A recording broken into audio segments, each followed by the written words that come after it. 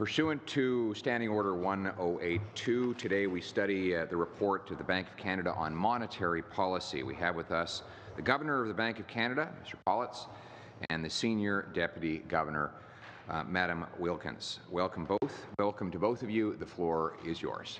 Well, thank you very much. Good afternoon, Mr. Chairman and committee members. Senior Deputy Governor Wilkins and I are pleased to be with you today to discuss the bank's monetary policy report, which we published just last week. At the time of our last appearance in October, we saw signs that the Canadian economy was moderating after an exceptionally strong first half of the year. Now, that moderation turned out to be greater and to last a bit longer than we expected at the time. Still, it's important to recognize that inflation is on target and the economy is operating close to potential. Now, that statement alone underscores the considerable progress seen in the economy over the past year. The slower than expected growth in the first quarter just passed reflected two main issues. First, housing markets reacted to announcements of new mortgage guidelines and other policy measures by pulling forward some transactions into the fourth quarter of last year. That led to a slowdown in the first quarter that should naturally reverse. Second, we saw weaker than expected exports during the first quarter. This weakness was caused in large part by various transportation bottlenecks. Some of this export weakness should also reverse as the year goes on. So, after a lackluster start to 2018, we project a strong rebound in the second quarter. All told, we expect that the economy will grow by 2% this year, and at a rate slightly above its potential growth rate over the next 3 years, supported by both monetary and fiscal policies. La composition de la croissance devrait changer pendant cette période. The composition of growth should shift over the period with a decline in the contribution from household spending and a larger contribution from business investment and exports. Inflation should remain somewhat above the 2% target this year. It will be boosted by temporary factors. These factors include higher gasoline prices and increases to the minimum wage in some provinces. Their impact should naturally unwind over time, returning inflation to 2% in 2019. Of course, this outlook is subject to several important risks, and a number of key uncertainties continue to cloud the future, as was the case in October. Are the same as we mentioned 6 months ago, but good progress has been made on some of them. First, in terms of economic potential, our annual review led us to conclude that the economy currently has more capacity than we previously thought. As well, this capacity is growing at a faster pace than we expected. This means that we have a little more room for economic demand to grow before inflationary pressures start to build. That said, some firms, particularly exporters, are operating at their capacity limits but are hesitating to invest. This hesitation may be due to trade uncertainty, the transportation bottlenecks, shortages of skilled workers, or other reasons. Regardless, it is limiting growth of our exports and economic capacity. The second source of uncertainty concerns the dynamics of inflation. Here, recent data have been reassuring. Inflation measures, including our various core measures, have been behaving very much as forecast and are consistent with an economy that is operating with very little slack. This gives us increased confidence that our inflation models are working well. The third area of uncertainty is about wages, and the data here are also encouraging. Wage growth has picked up significantly over the past 18 months, now approaching the 3% growth rate one would expect from an economy that's running at capacity. However, the most recent figures are being boosted temporarily by the minimum wage increases in some provinces. And the fourth source of uncertainty is the increased sensitivity of the economy to higher interest rates, given elevated levels of household debt. The concern is that as interest rates rise, the share of household income going to service debt will also rise. This will leave less to spend on other goods and services and put downward pressure on inflation.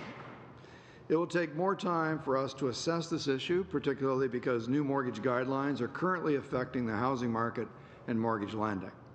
However, the growth of household borrowing is slowing, which is consistent with the idea that consumers are starting to adjust to higher interest rates and new mortgage rules. So, as you can see, there's been some progress on these four key areas of uncertainty in the economy, particularly the dynamics of inflation and wage growth. This progress reinforces our view that higher interest rates will be warranted over time, although some degree of monetary policy accommodation will likely still be needed to keep inflation on target. The bank will continue to monitor the economy's sensitivity to interest rate movements and the evolution of economic capacity. And in this context, Governing Council will remain cautious with respect to future policy adjustments guided by incoming data. And with that, Mr. Chairman, Senior Deputy Governor Wilkins and I would be happy to answer your questions. Thank you very much, Mr. Chair. Mr. Fergus. Merci beaucoup, Monsieur le Président. Thank you very much, Mr. Chairman, and welcome to our interim chair in his seat there. And I want to thank our witnesses for their presentation. My questions deal with a very important issue for people in my riding, and I think for the Canadian economy, and that is with respect to housing. You did mention that you are analyzing what is happening in the housing market in Canada with new mortgage rules, but I wanted to hear from you about what you think the effects will be of increased interest rates on the housing market in Canada in the short and medium terms. That is certainly a very important issue. As I mentioned in my presentation, I will ask my colleague to answer this question. Thank you. Right now, there are a number of factors in play in the housing market, including increased interest rates and mortgage rules. And with respect to interest rates, when they go up, so do mortgage rates. And as this goes on, this tends to bring housing prices down because people are reluctant to go over a certain amount when they want to buy a house.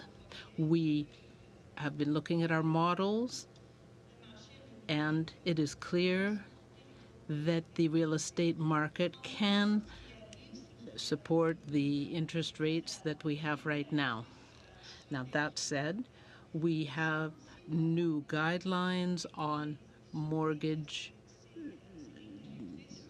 rules, and there are stress tests now for borrowers.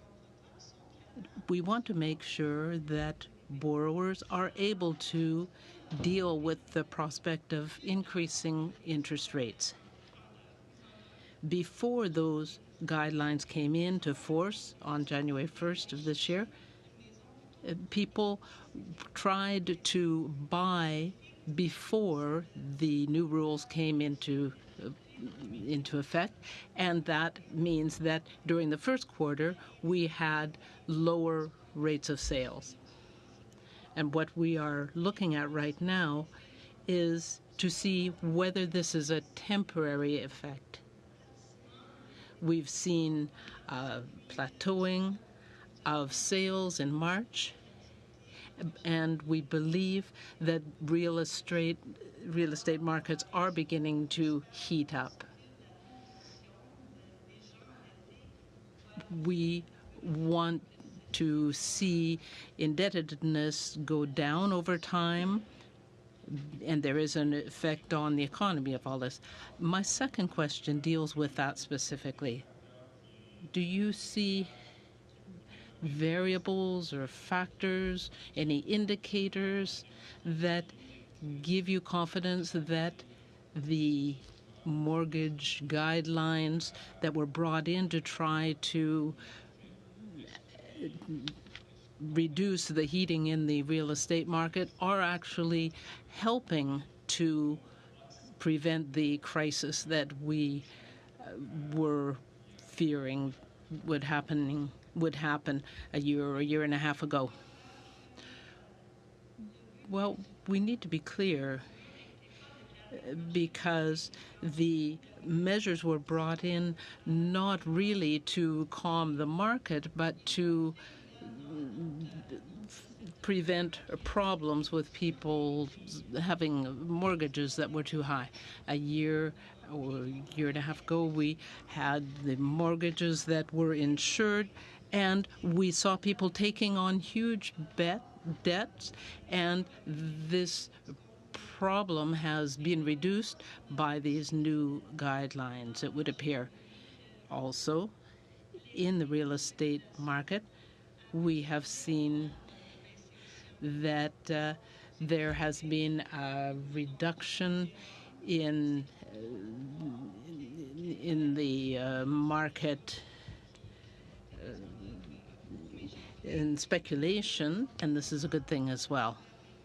So we will see over the summer, and by September we will have new data and we will be able to see what the effect has been. I would just like to thank Ms. Wilkins for having having corrected me, because in fact, yes, the measures weren't brought in to calm the market, but rather to help people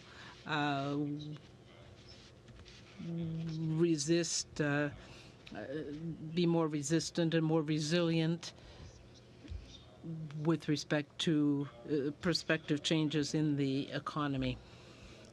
And this brings me to what may be my last question, depending on your answer. You are maintaining the inflation rate target at 2%. What effect do you think an increase in the rate would have on Canada's economy? And do you think the effect will be pretty much the same across the country, or will there be different effects in different regions?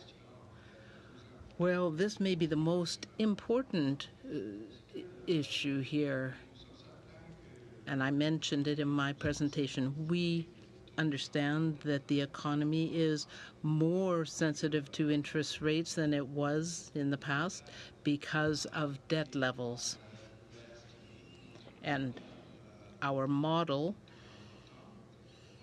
has been analyzed over time, and it would appear that the economy is some 50% more sensitive to changes in interest rates than it was. There is a symmetric effect in play, because when interest rates go down, there are adjustments regardless of the change up or down. In Newfoundland, there are effects. We look at the models over time, and Ms. Wilkins mentioned that the situation was somewhat complicated because there have been other changes as well. It will take a few months to really see what the fundamental changes are. Basically, though, the economy is at least as sensitive as it was, and so the effect should be the same as it was historically, but maybe more pronounced. Thank you. monetary policy report, you say that limited pipeline rail capacity of Western Canada would discourage longer-term investment in the oil sands. Can you give me an idea of how much pipeline rail capacity problems are hurting the Canadian economy, GDP numbers, and some job numbers too? Well, that sounds like a fairly straightforward question, but it's not. What our focus there, as you mentioned, is that the lower net price received by Canadian producers of new oil from the oil sands, particularly heavy oil, is a factor which is constraining investment in new projects in that particular sector. And so for us, for forward-looking purposes, that's the most important channel of effect. The question about how much that the gap between WCS and WTI effect is having on the economy is a lot of complicated calculations in it. So not all of Canadian oil production, of course, is paid that price. Some of it is already committed on a pipeline. Other companies have a full, upstream and downstream system, and so aren't hit by the same issue. And as well, it's not that important to us in the sense of how to make a forecast. Okay, so it's important that GDP is what it is, and the question is how will it grow from here? And in that case, we believe that investment in that sector will remain flat in our forecast, because, of course, one of our assumptions is that oil prices stay constant in our forecast. Okay, just maybe a change of pace, and I'm going to refer to a report by the Bank of Canada, Financial Systems Review from December 2016, because I have a question about mortgages, and you mentioned several times here. In a header called New Policy Measures Will Change the Behavior of Lenders and Borrowers, there's a section in there on page 8 that says, all else being equal, 43% of their high-ratio mortgages and at least 59% of their portfolio-insured mortgages issued over the 12 months ending in September 2016 would not have qualified for mortgage insurance under the new rules. Now, those are the rules at the time that were changed in September 2016. And by December 2016, the Bank of Canada was able to provide information on what the impact would be, a comparison, who would qualify, who wouldn't. Do you have that assessment done for the changes to the B20 rules? Yes, and just to put that assessment in context, the assessment is really done so that we can figure out how much it's going to affect GDP. Okay, we need to know that to forecast inflation. And so really it's an assessment that's an estimate, a rough estimate. And the way we calculate that was to look at the prior year. So in that case, it would have been the year before. For this particular change, it's the prior year as well. And we calculate if the profile of the mortgage, the people applying for mortgages was exactly the same, how many wouldn't have met it? And what we find in the work that we published in our November 2017 FSR is that it would be about 10% of borrowers who are uninsured borrowers who would have failed the test. Many of those would have been in Toronto and Vancouver. It's not surprising because that's where house prices are the highest on average. And so now that doesn't mean that all those borrowers would no longer buy a house. What they could do is they could decide to wait a bit and then buy a house once they've saved more, or they could decide instead to buy a less expensive house. And so that's what we need to wait and see for these current changes. What we noticed from the changes a year ago that were acting on the insured space was that about half of the people that didn't qualify decided to just wait a really long time, so just not buy a house for a while. The other half decided to adjust and purchase a less expensive house. Pardon me, but so I'm just asking the question, how long does it take the Bank of Canada to do that type of assessment? Like how many months of data do you need before you could provide a good assessment on the impact of the B20 mortgage rule changes? I think it's going to take about a year. 1 year, 12 months? Something like that. Yeah. So in your... We'll get a better idea by September is what I said to the previous question, but to get a really full assessment.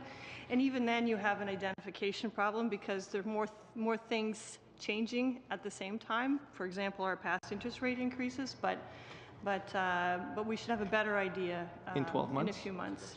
So in your statement, Governor, you said that that led to a slowdown in the first quarter that should naturally reverse. What did you mean by naturally reverse?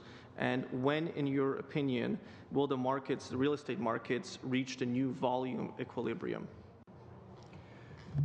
So, we have two things happening, actually three things happening at the same time to the housing market. One is that interest rates have risen since last year, and so we're watching for that effect, and that would be a longer-term effect on the market. The second is that we've got the change to B20, which also would be a longer-term effect on the market. The third thing is we had that pull forward part, which brought sales from the first quarter into the fourth quarter. And so that part we would expect to regularize. So you have a low sales in the first quarter because of the high sales in the fourth, but by the time we get into the second or certainly the third quarter, we should see things reaching a more stable place, and that stable place will include all three of the effects that I mentioned, not just the one. But the big fluctuation that we've seen will naturally reverse itself just because fundamentals remain very strong. So, Mr. Governor, how far, what is the new baseline that you expect to see then in the third quarter? Well, that's the one that we have in our forecast. So when we go through, there's a table in the monetary policy report, which I don't have on my fingertips, but it's about 0.2 percentage points contribution to GDP as a baseline. But this, of course, is less than we've had in the past because of the moderation that we're forecasting in the housing market. Okay. So on the mortgage changes, because you said naturally reverse, and I still don't feel like I understand what you mean by naturally reverse. You're taking into account the lower volumes because people will defer or make different housing decisions on their own, but also some individuals simply will never be able to qualify again. So this naturally reverses. You're just saying people will make decisions the first 6 months, and then by the time they reach the third quarter, it's like about September, that's when we'll see the impacts that B20 have had, all other things being equal. That's essentially it, and bearing in mind that our narrative is primarily around the growth of the economy rather than the levels. So in the back of that is a strong sense that the fundamentals of the housing market remain very solid, that demand will remain solid through this, and higher interest rates and the new B20 are going to slow that growth rate. But it doesn't cause, a permanent decline in that growth. It's a moderation as we go through, and a smaller contribution to GDP than what we saw during the very low interest rate period. Mr. Julian. Thank you, Mr. Chair. Thank you, Governor, Deputy Governor. I appreciate you being here today. I want to follow along the questions around the impacts on housing of a rise in interest rates. And as you know, in terms of the variable interest rates, because they are going up, people in some areas of the country, you've mentioned Toronto, you've mentioned the Lower Mainland. I can tell you as a Lower Mainland BC MP that the housing crisis is profoundly acute, and the difficulties that people are experiencing are monumental. We have folks, pensioners, who paid their entire lives into pensions who can no longer afford housing. So there is, as the Deputy Governor mentioned, a problem, a number of factors, including a problem of supply. We simply haven't been building affordable housing for decades, and that has all come to a crisis. My first question around the impacts of monetary policy and the rise in interest rates is, with your model, do you also look at the number of bankruptcies, foreclosures that come from every quarter point rise in interest rates? Is that part of the overall model? Yes, we have access to very granular data on household borrowing, on mortgages, and so we're able to model this quite closely. Where we begin to get more uncertainty into the picture is how people actually respond. We can do the arithmetic around it, but the economics is more complex because it's behavior. So, for instance, as Ms. Wilkins said, we have people who decide to buy a smaller house. Well, it still comes up as a sale, and yet they've managed to meet the criteria, et cetera.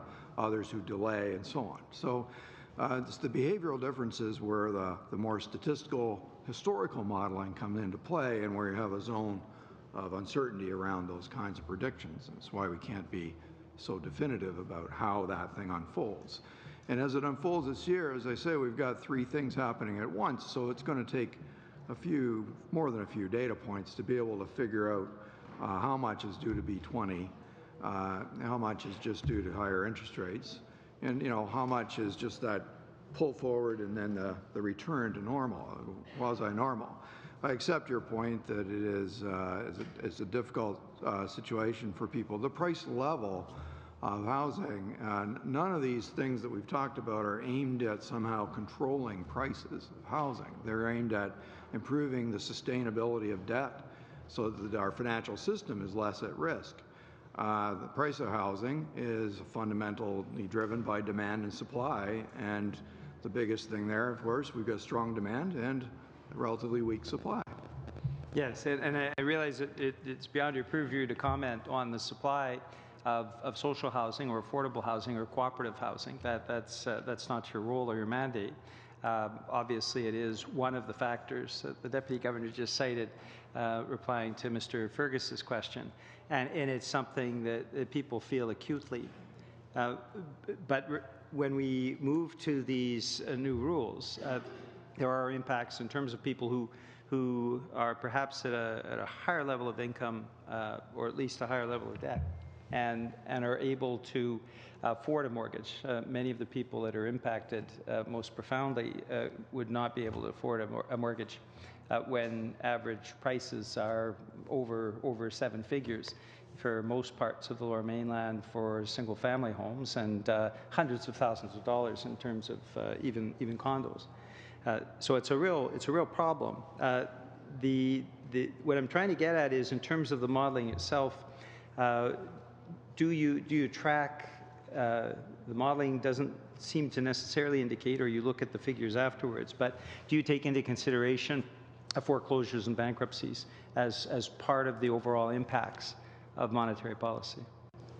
Well, we track those data as everyone does, but in terms of the actual forecast is looking at how there's a degree of judgment, because B20 is not the sort of thing that changes often, so it's not as easily modeled, but is modeled in the way we've described at a granular level, and then scaled up to make a good estimate. Whereas the effective interest rates is more behavioral and it's more historical, and we think enhanced somewhat because of the level of debt. Well, would you like to add something? Sure. I think that you can be confident that we look at the micro data, so the more disaggregated data, and we try to understand what the interest rate effect is, because it actually really matters, the distribution of who's indebted and what kind of assets they have. It does matter to the macroeconomic outlook, and we've tried to do that at our model changes. What we also look at in the context of the financial system review are scenarios where it's not just interest rate increases that are happening, it's also perhaps a context in which instead of interest rate increases, you end up with a spike in unemployment and things like that. And it's there that you see the reaction in terms of defaults and arrears that would have stronger macroeconomic impacts. According to our modeling, the kind of interest rate increases that we look at in the case of a cycle like this one don't have a reaction in arrears and bankruptcies is enough to create an economic or macroeconomic issue. Okay, that's not to say we don't take into account, but it's just not big enough. It's really in the tail event or in a recessionary situation or something like that where you would see remarkable at the aggregate level increases in arrears. And that doesn't mean it's not difficult for individuals who are facing that situation. It's just when you're targeting inflation, it's something that we take into account, but it's not driving the results. I have time for a final 10 seconds. 10 seconds, okay. Do you track as well the impacts of measures, for example, that the new BC NDP government has taken to counter speculation in the housing market? Yes, we track the results of that, and we note that it seemed to have a temporary effect in BC. We're still watching the experiment, call it an experiment, but the change in Toronto, and you know, and other countries' experience with similar situations is also helping us to understand that when the laws of demand and supply are operating strongly, then these things don't invalidate them. They can delay them, and if there is a speculative run happening, it can break that psychology, and that it does seem to have had some effect on that. Yes. Mr. Chaubert. Thank you, Mr. Chair, and welcome, Governor and Senior Deputy Governor. Obviously, this afternoon, our thoughts are also with the folks back in Toronto and the incident that happened earlier today, and our thoughts and prayers and our thanks to our first responders. Now, going to the subject at hand, Governor, I thank you for your introductory comments. You commented a few things on, just want to make sure I wrote them down correctly here, on the considerable progress that the economy has seen over the past 2 years. The wage growth, that's circa around 3%, which is great. We're sort of the pace of household growth, which is slowing on year over year, which I think is a healthy indicator. I don't think you can binge, if I can use that word, on credit for too long. You need to do that. And somewhat of a correction in the housing market in terms of corrective measures that we've undertaken, but also OSFI's undertaken with B20 and B21. And one thing from the April Monetary Policy Report, that you've increased our potential growth rate. And I was wondering, as an economist myself, what would cause any central bank to increase a country or a nation's potential growth rate?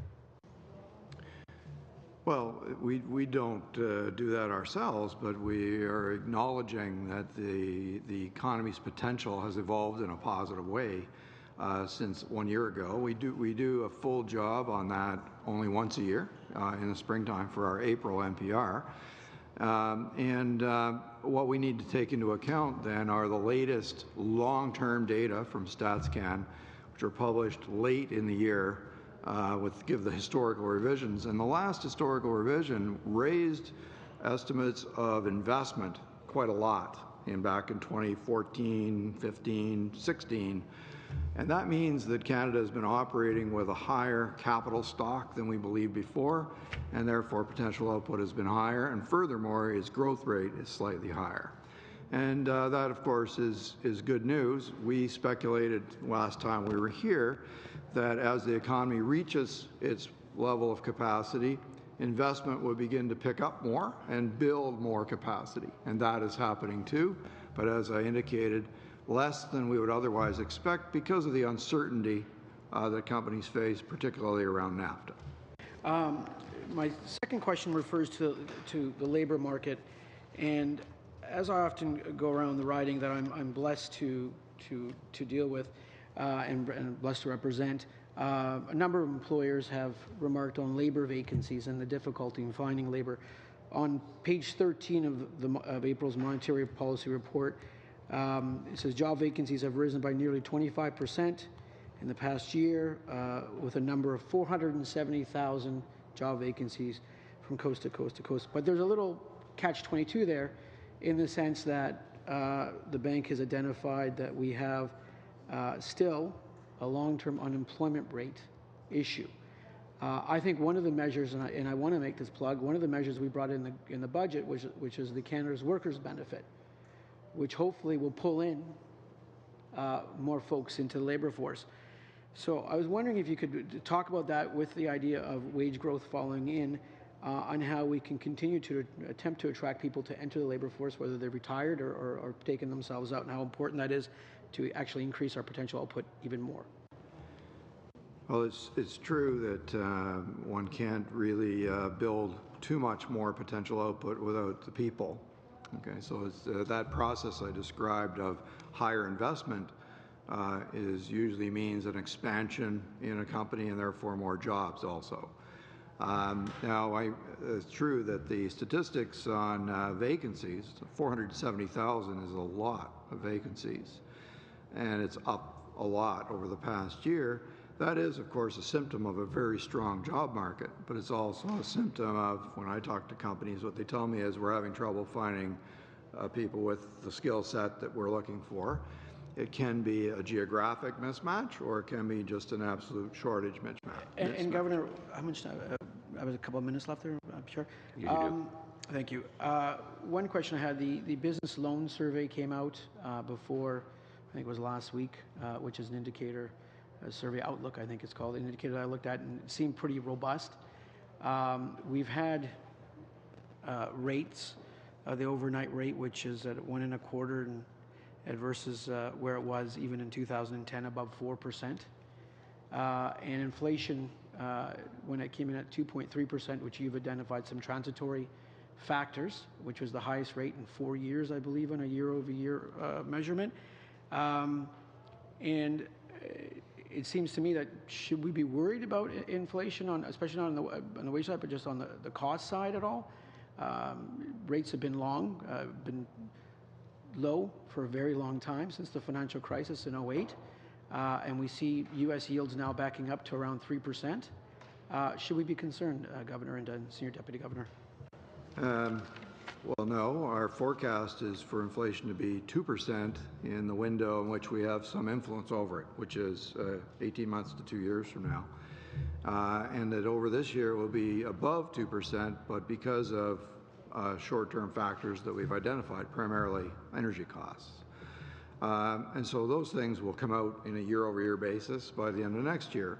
What we're really watching for is wages. This connects to your previous question, that wages will pick up as those job vacancies continue to grow. And as wages pick up, this will encourage more people to re-enter the workforce. And we are just now, in the last, say, 6 months, reaching wage movements that are actually positive in real terms, above 2%. And so that's a really important bridge to cross.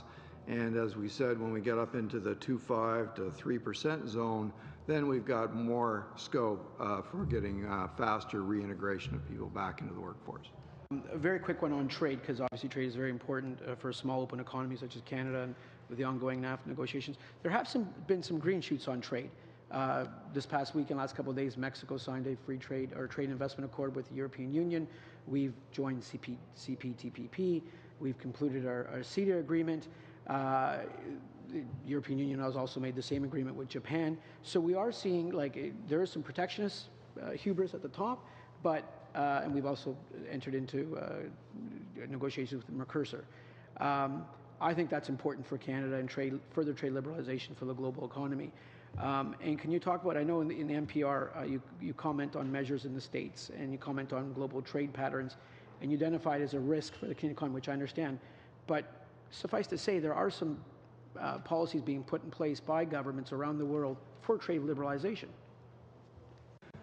That's correct. There are, and Canada is taking advantage. It's to say that I'm quite certain that our export growth is higher today than it would be without those extra opportunities. However, it's still a little on the lackluster side because of uncertainty around our principal trade partner. And so these are, as you call them, green shoots. These are promising changes. And in some sectors, we're doing quite well. Sectors, especially in IT services, transportation services, tourism, these are services which are, the fastest growing areas of our economy. And good sectors, things like aerospace, heavy trucks, machinery, equipment. So we have encouraging things. And I'm hopeful that when we get past the bottlenecks that we saw during the wintertime, that we'll get some clearing of inventory out, and exports will rebound, and we'll feel more comfortable of our baseline. Thank you. Mr. Albus.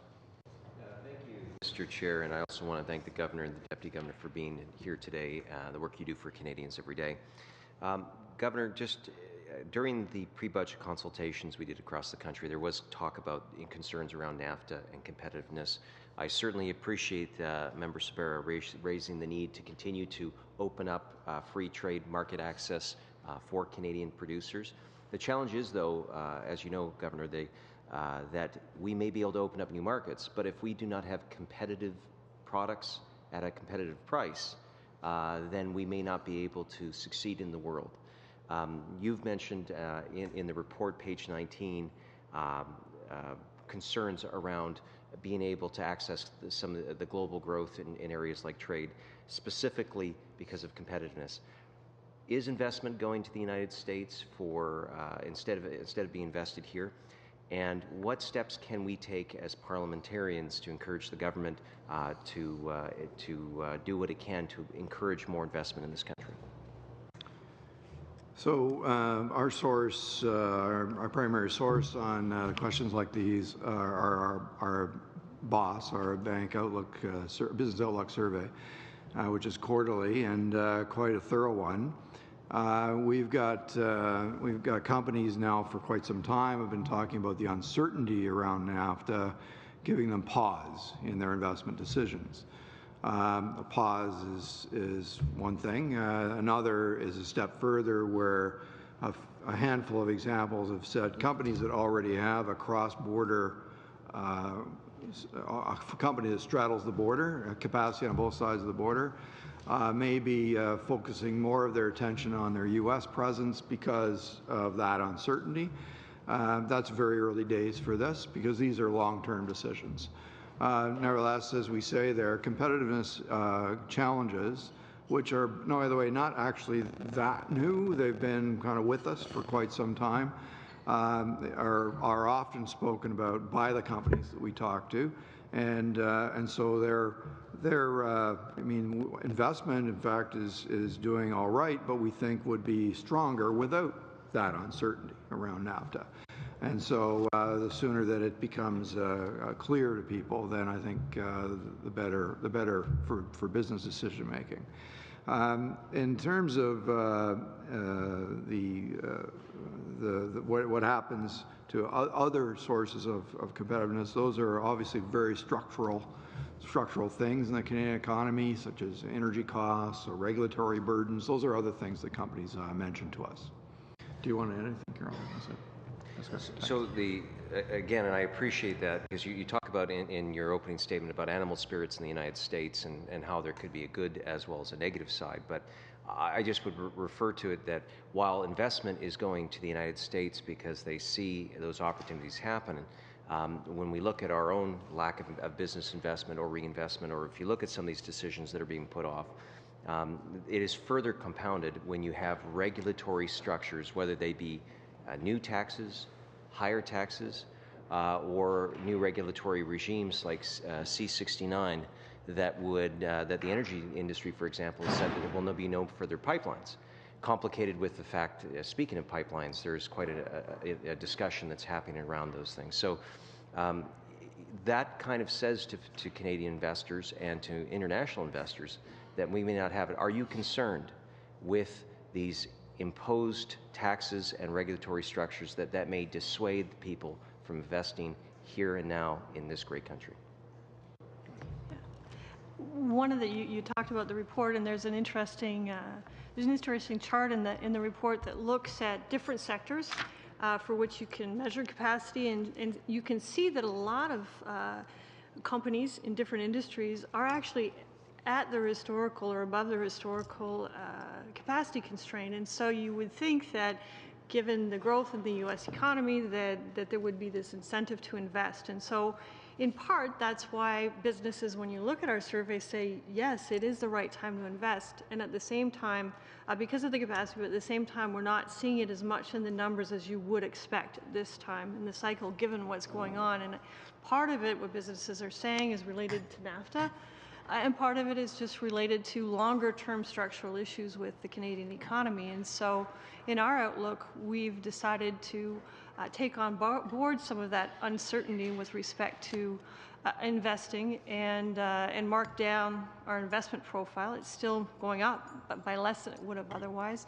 And also our profile for exports, because if you don't invest, you don't have the capacity, you don't have a market to sell to. You can't sell to a market. So these are things we've taken on board, and we still have a positive profile for investment in exports, but less so than we would have had otherwise. When you say we still have, and I say that we are putting in place further regulatory measures, and again, it says in the very report that there's concerns around regulatory competitiveness issues, but I don't hear you saying that. Could you just please elaborate on that? So, I mean, we don't have, competitiveness is a very broad kind of concept, and economists usually measure it in terms of unit labor costs measured in a single currency. So that's the narrowest kind of version of that.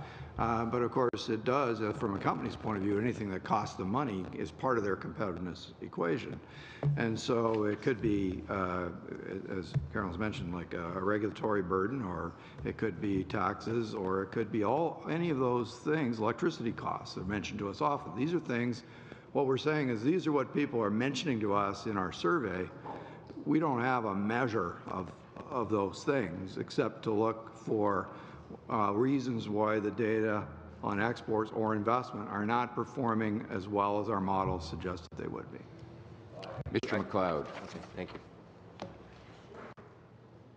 Thank you, Mr. Chair, and thanks to presenters here today. I'm very impressed, as always, that you're able to take a snapshot of where we're going as a country and how well we're doing in the north. We've been very happy to see the number of investments that are being made in infrastructure and housing and other things that have really helped us move forward, and that includes transportation. However, I think we probably all agree until we get certainty in our land claims and self-government with our Indigenous peoples and further investment to lower the cost in the transportation infrastructure, we're going to always be challenged, and we're probably not growing quite as fast as the rest of the country, but it's good to see that the country is doing well. And in your opening comments, you've made some admission that things were not going as you had forecasted.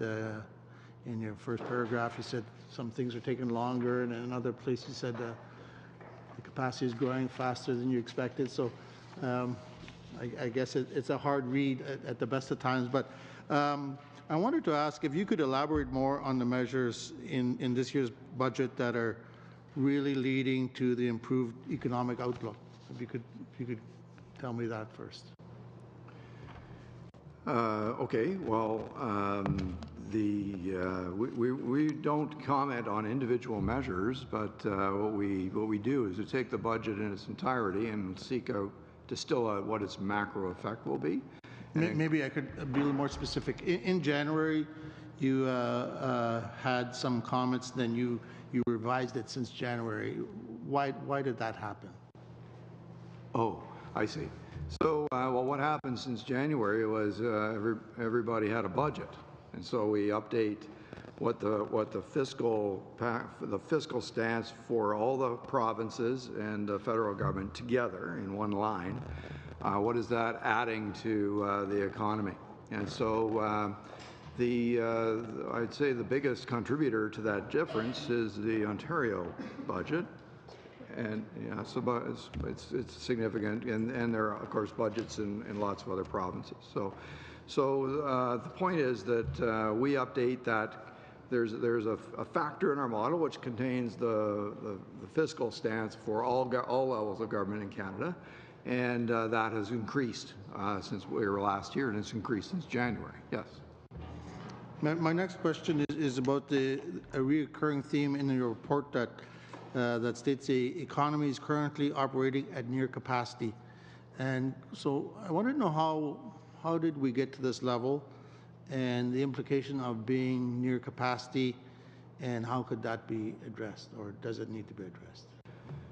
So our objective is to get inflation to be on our target of 2%. And the only time that it will be sustainably at 2% is when the economy also is operating at capacity. If the economy were operating below capacity, there would be downward pressure on inflation. And if it were above, there would be some upward pressure on inflation. So for quite some time, we've been below Canada's capacity, and inflation has been struggling to get up to our target. And it's only in the past year where we've converged quite close to capacity, and and inflation, of course, is now at 2%, actually 2.3 in the latest data.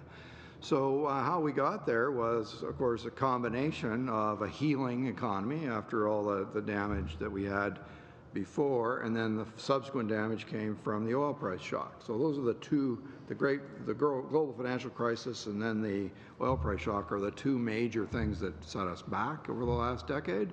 And what has brought us back is healing in the various sectors, promoted by both monetary and fiscal policies throughout them. You'll have 35 seconds. I don't see anywhere in your report where you measure the impact of the investment that the government's been making in infrastructure. Is that something that you look at all? For us in the North, the Phase 1 progress of the investment has been significant for us, and I'm not sure how that factors into your assessment. Yes, it's definitely there very carefully. So do you have any? Yeah, I don't have infrastructure out by itself, but the federally led spending, of which a big part is infrastructure, adds 0.1 percentage points to growth in the fiscal years 18-19 to 20-21 in each year. So what it does is that every year lifts growth somewhat, and so the level of GDP at the end of the forecast is higher because of it. It's just not much different from what it was in January, that's all. But it doesn't mean it's not contributing to growth. Okay, thank you. Thank you very much. With the committee's approval, I have a few very quick questions on a similar subject. Does the bank do any research about the composition of lenders to Canadian governments? Yes, we do. We have a good touch on where our major debt holders are throughout the world, and that's yeah. I mean, that's quite well known. Yes. What percentage of them are Canadian, or what percentage, I should say, in dollars of the debt we're raising in an average year is raised domestically? I'm afraid I don't know the answer to that. We enjoy a very strong demand for our product abroad. It's seen as a very high quality product, and so I'm afraid I'm no doubt it fluctuates. But I know we can certainly get you data on that and pass it back. The share of the government's borrowing that comes from inside our borders, do we know where that money would be if it were not lent to the government? Well, it would be saved in some other form. It would be perhaps saved it could be in the stock market, or I mean, more likely, a typical investor would have made a decision about fixed income versus not fixed income, and then so the government debt would be competing in the fixed income space rather than against stock market investing. So it would be lent to other governments if it weren't lent to ours. Well, or bank deposits. And the reason I'm asking is that we always assume that deficit spending is stimulative in nature, but we forget sometimes that money came from somewhere, and if it weren't lent to and then spent by government, it would have been invested somewhere else, perhaps elsewhere in the world, but with home bias, probably a large share of it here. I know, for example, in the Israeli context, one of the great stimulus of the startup nation, as it's called, was that the government just stopped borrowing so much money, and so institutional investors couldn't get 6%, 7%, 8% by simply buying government bonds. They actually had to invest in productive assets, and that gave one of the reasons why we had the enormous tech boom in that country. Have you think at all about the substitution effect of lending to governments?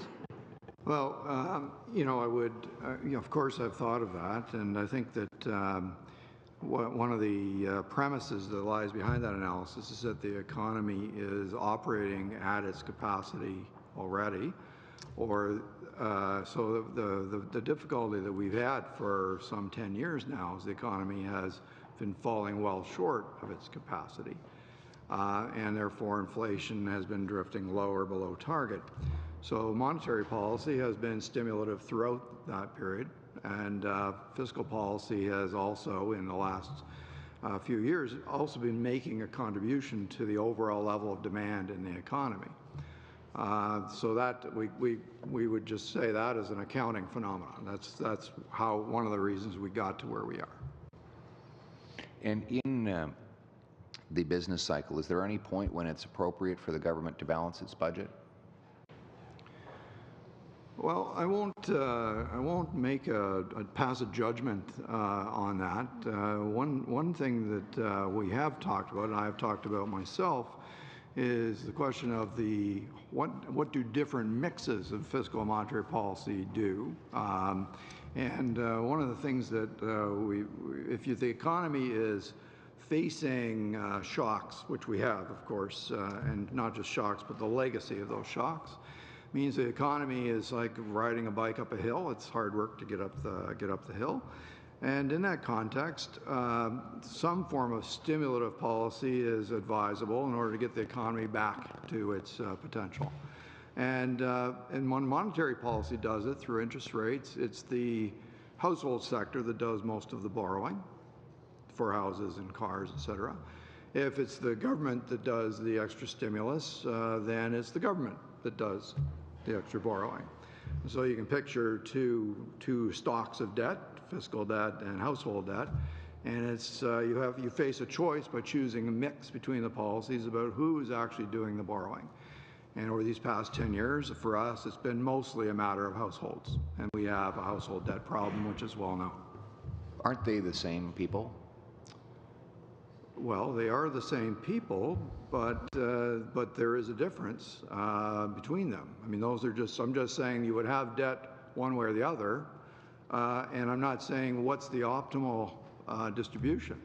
I'm just saying that the choices between those two policies do give this outcome, and it's something we have to acknowledge. That's how we got here. Right. I just make the observation that households are. They pay for the government, and so when the government's adding debt, it's not. We might have the mirage of having a special fund with which we can repay that, but all of the interest costs, which are going to, according to the PBO's report just today, going to rise spectacularly over the next 5 years by 2/3, are on the shoulders of the very same households that you say are overburdened with their own debts. Right. But if it goes back to your original question, which is when the economy is in a place where there's lots of savings but not enough spending or investment, the stabilization of the economy usually demands some form of stimulus. And if low interest rates can only do so much of the work, and we would have had still a gap between where we are today and the economy's capacity, were it not for some of the fiscal measures that were taken, then that's part of the reason why we are where we are today. Mr. Albus. Thank you. To what extent has investment decreased in Canada since the third quarter of 2017? How much has decreased? Decreased. Yes. Investment in Canada? Yes. Decreased, and it did not decrease in the fourth quarter. We think it's been soft in the first quarter. Yeah, it's so sorry. It was high. Yeah, it was very strong in the fourth quarter. What happened is at the end of the year, a number of significant projects in the energy sector reached their natural conclusion. So that's, you have a bulge in spending, which of course only began, I'd say, like 2 years ago after the oil shock kind of got behind us. So there was a bunch of spending that went through over the course of 2017 in particular, and then they reached their conclusion. And so spending in that sector fell, we think, in the first quarter, and it's not because something's gone wrong, it's just that they finished. And as you know, the price of WCS is such that people are rethinking longer-term plans in that sector. Investment in other sectors has continued throughout this piece, and actually our imports of machinery and equipment continue to be quite strong, so that's suggestive that investment is good, and we have good sentiment indicators in our survey. So we're hopeful that whatever lull we're seeing, it is just uncertainty around NAFTA that's causing people to delay. Okay, thank you for that. Just switching gears, I'd like to follow up with what MP Julian had mentioned in regards to specific concerns around Vancouver, although it extends with this new, the BC government has put forward a speculator's tax, which, as you said, may, if we're talking about affecting material supply and demand, that may be the intention behind the policy. You said you've done some tracking or an experiment on it. When will that be available to the public? So when I used the word experiment, I was calling these policies as a sort of experiment, because no one really knew how they would turn out. Putting a tax on foreign buyers, that sort of thing. There have been other experiments, I probably shouldn't use the term, but other cases around the world where they've done the same thing and they've had only temporary effects. Because there is a foreign buyers tax in British Columbia, and that has been spread out to the interior and to some parts of the island. But also there is a speculator's tax, which, you know, Albertans, for example, I've had a tremendous amount of phone calls from Albertans and people in Kelowna, West Kelowna, that will be affected because developers aren't bringing their projects forward because they don't feel there may be a market. Are these kinds of policies, do you think, are something that the Bank of Canada will track, or is it a policy that you don't think has enough national substance to track? Oh, we will certainly track those developments closely because we're intensely interested in how the housing sector is evolving, and in particular in those markets where these things are happening. You know, by the way, that's something like 40% of our housing market in Canada when you just take those two places. So it's not just a city thing. It's got a macro impact. When will some of that analysis be publicly available? We analyze that on a regular basis in our FSR, which will be coming out in June. So there will be supporting analysis there. Okay, so there'll be some piece to outline that particular policy? Or? Well, what we do is we track to see what are the implications of it. This is what we did when it first happened in Vancouver, and we did in our last FSR right after the changes in Toronto, and the same thing with B20. The other things we've talked about today are to the very best of our ability analyzed in granular data, so that we by segment of the population, by segment of the country, to make sure we understand it as well as we can. So, with employment, I just want to touch upon that. Monthly employment gains have averaged 22,000 over October to March, with full-time employment increasing by 37,000 and part-time employment declining by 15,000 jobs. Now, roughly 40% of the job gains during this period came from private sector employers. So does that concern you, that 60% would be other than private sector as far as the job numbers go? Well, we care about how many people are employed and how many hours they're working and what's happening to their income from a macroeconomic point of view, and so that job growth in the labor market has looked to us to be fairly healthy, and you do see from our surveys that employers in many sectors are finding it more difficult to find the right employees. Nonetheless, if you take those numbers and you dig into them, so you abstract from the public service versus private sector and you look at hours work? Are they still working part-time when they'd rather be working full-time and long-term employment? You still do see that our summary labor market indicator, which is an adjusted unemployment rate, is still 0.5 percentage points higher than the actual measured unemployment rate, which now is 5.8. And so it's come down with the unemployment rate, but there's still indications that there's slack in the economy in some areas. Madam Zerowitz. Thank you so much. Thank you, Mr. Chair. Thank you to both of you for your wonderful presentations. I have two questions. The first is kind of tying productivity, labor market, and immigration. My riding of Davenport, downtown West Toronto, has a lot of people in the building trades. Consequently, I get a lot of employers in construction saying to me, Julie, it's wonderful that we have so much investment in infrastructure and affordable housing, but we actually have a great number of vacancies that we are just not able to fulfill. And I'm going to follow on my colleagues' comments around the 470,000 vacancies.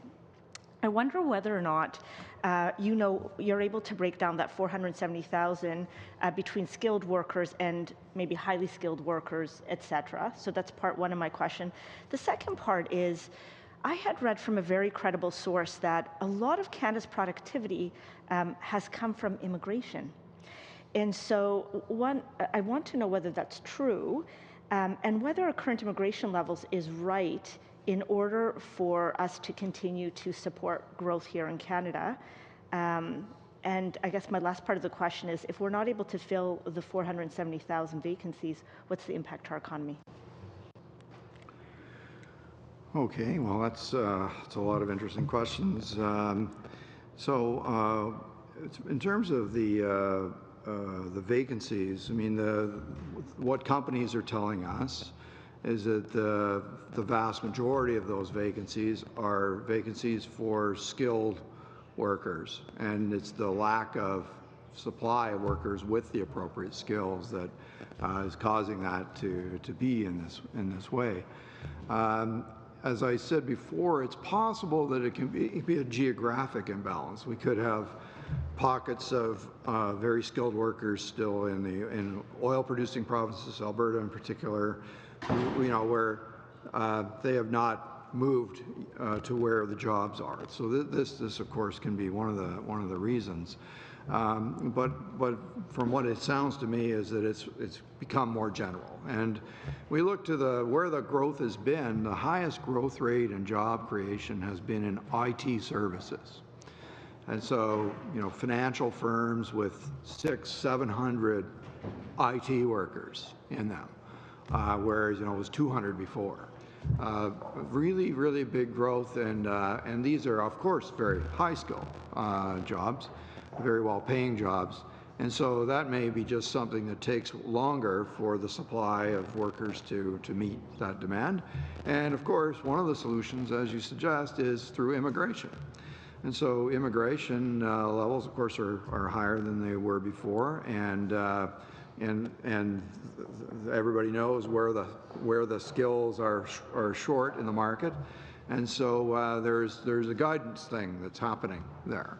And so whether that translates into I'm not sure what you mean by productivity from immigration, but it's true that in terms of how much our potential is growing, a lot of our workforce growth is coming from immigration, and that is very important to our growth and potential. There also tend to be higher percentage entrepreneurial. They start their own businesses, et cetera. And so, but that's all I have in terms of big statistics, if you like. I really couldn't comment specifically on your hypothesis. And then on skilled workers, is there a difference between skilled workers and skilled trade workers, or are skilled trade workers part of skilled workers? No, I think, skilled trade workers are, specialty skills too, and so you may need a certification of some kind, right? So you may have to go to even if you're an immigrant, maybe a qualified carpenter, and you don't have a paper for Canada, you might have to go to community college for one of those refresher things and get your certificate, that kind of thing, or go through an apprenticeship. So we have the means to bring these things supply more equal to demand, but the sorts of skilled workers that can create an app for your bank, you know, that's a whole other set of skills. What I like about the skilled trades, I hear about vacancies there, and it's understandable given infrastructure spending and so on, and a busy housing sector. And those skilled trades matter a great deal, but they're not a giant leap from many of the other jobs that, you know, are under pressure, you know, in manufacturing and so on. So it is possible for reskilling to happen in a relatively short time. So I'm optimistic that with the right dynamics in the economy, we'll get there. Okay. Merci beaucoup, Madame Dzerowicz. C'est pas un coup d'État. Thank you very much. We're not having a coup d'etat here, but we had our first vice chair having to step out, and so I'm the second vice chair, and I'll ask my questions from here. So I just wanted that to be clear. The issue of wage growth and the overall family debt load, you've noted that a number of times in your presentation. I thought two of the most interesting graphs in the presentation around the monetary policy report. Number one was the one in the English version, page 13, speaking of wage growth, which appears to be just shy of 3%, and then looking at household credit growth slowing, but still remarkably higher than that. So it continues to be, I think, the dynamic that we've seen in this country over the last decade or so, where family debt is at profoundly record levels, and at the same time, wage growth does not seem to in any way be compensating that high level of family debt. So I'm wondering if you could comment overall on, despite the fact that household credit growth is slowing and wage growth is increasing, that we're still seeing what is a worrisome gap, I would assume, between the level of family debt and overall wage growth. Sure. Well, what we are seeing is a firming of wages, and as the governor explained earlier, it's a product of a labor market that is growing, and it's more in line, although still a little bit less than one would expect, given where we are in terms of the business cycle. You're right that what we've seen over the past few quarters is a continued slight uptick of household indebtedness as a relationship to disposable income, which is a function of both wages and the number of hours that people are working. And so we don't just look at wages, we also need to look at hours worked to get that number that we care about. And what we're seeing is a slowing in household credit. A lot of it's coming from the mortgages side, but also other forms of household debt. And that's slowing at somewhat slower pace than labor incomes increasing. But what you would expect with the economy continuing to grow is that those would become more in line. So credit we expect should continue to keep slowing while labor income is continuing to rise. And so over time, over our projection and over the next few years, we should observe that ratio of household debt to disposable income stabilizing. But you're expecting that is more an issue of years in terms of turning around what was I would describe it as a toxic situation where family debt increased and wages does not keep up. If you look at that chart over a longer period, you see that household debt to income has been rising for quite a number of years, and in fact since the early 2000s. And so for what took such a long time to build up, it's going to take a bit of time to wind down. You have to remember that buildup is accompanied with also purchases of assets, housing for the most part. And so there's another side of that balance sheet that households have, and the net worth numbers would show a slightly more reassuring story. Merci beaucoup. Je suis obligé de me couper. Thank you. I'm going to have to cut myself off. And I will now give the floor to Mr. Sabara. Mr. Sabara? Governor, as you may appreciate, being a member of Parliament from British Columbia, BC has been flooded with foreign investment, particularly in the housing sector, to the tune of almost $1 billion a month, and that's the number that was recorded before. There are now several federal and provincial measures designed to slow the rapid rise in home prices. I'm wondering how the adverse effect, if that effect starts slowing it down, it seems like it's having some effect, but not as much as it has had in Toronto. Would there be an economic impact in terms of job losses in the construction sector and related fields outside of that, or is the demand so exceeded that it will actually bring an equilibrium? Well, my perception is that demand for housing remains very strong, actually throughout Canada, not just in those markets, and therefore the pace of construction and the jobs in construction are basically determined by the demand. That is, that the supply is the constraint, which prevents it from being faster. And so I think the main result of the interventions that have happened to the market themselves has been to take some of the extrapolative expectations out of the market, which for us, that it's very unhealthy to hear people say, I've got to buy a house because I'm afraid of missing out. I wanted to buy one in 2 years, but I need to do it now, and I can, and even worse is folks that have paid down enough of their mortgage that they can then borrow enough to buy another house while it's being built, and then plan to sell it when it is finished building, because that's just to earn a return. That's speculative. And so when people think that there's nothing that can go wrong in that, then expectations have become extrapolative, and that's a very unhealthy place for people to make lifetime decisions. So in that sense, at the time I thought, well, that could be just a temporary effect on the market, but at the same time it has an important disruptive effect on those expectations, and therefore has a longer term positive impact. I'll pass it over to my colleague, Mr. Sabara. Thank you. Thank you, Chair. Thank you, Mr. Sarai. Governor and Senior Deputy Governor, we've put in place, our government along with OSFI, a number of measures for the housing market, and I like to think of it as the quality of debt that is now being assumed by consumers in purchasing a home has improved.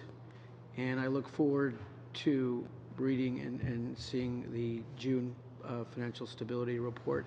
Can you comment as to any to-date measures or what you're seeing in terms of color commentary, if I can use that term, of the quality of the indebtedness that Canadians are assuming after ex post the measures that we've introduced and OSFI's introduced? Sure. Sure. What we have the clearest view on are the changes that were made in 2016 that affected insured mortgages, and it was the same kind of change that we saw put in place in January this year, where the major part was that households looking for a new loan mortgage loan would have to pass a stress test in terms of increases in interest rates, so you could tell that they could withstand that. And one of the indicators that we look at that had been giving us cause for concern was the share of new mortgages out there, or mortgages out there that had a loan-to-income value of greater than 450%. I mean, if you're levered greater than 4.5 times your income, that means you're less resilient if interest rate increases, or you get a loss of income because you're working fewer hours. And what we saw is that ratio that was around 18% at the time of the measure had fallen to well under 10%, and I think it's probably now around between 6 to 8%. And so that change in the composition of debt, so new mortgages that are written, means that over time, the quality of the debt out there should be continuing to improve. And we expect a similar kind of effect to be there with respect to the most recent changes, which, as you know, are related to uninsured mortgages. It's too early to have those data yet, but we expect to get them as the year progresses and be able to follow it over the coming months. Merci beaucoup, Monsieur Sobera. Thank you very much, Mr. Sobera and Mr. Sarai. And we will have one last set of questions from Mr. Albus. The conversation we've been having thus far, obviously the bank has been established for price stability and also stable economic growth. So again, there have been some changes to the way that the bank looks at inflation. I believe that there's recently there's a different way of approaching it to see what indicators, so you have a better track of inflation over a longer period of time. Obviously, there's inflation up in certain areas, and yet interest rates did not go up. Could you just please, for the people at home, reiterate why the Bank of Canada made its decision the other day, and why this new method is going to be of benefit for Canadians? Okay, so as I know you know, the inflation rate tends to be very variable. It's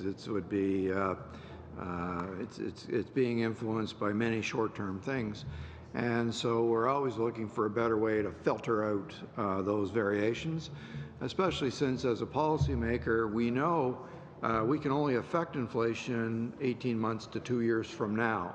And so it's our forecast of where it will be 2 years from now which determines whether or not we need to do something now.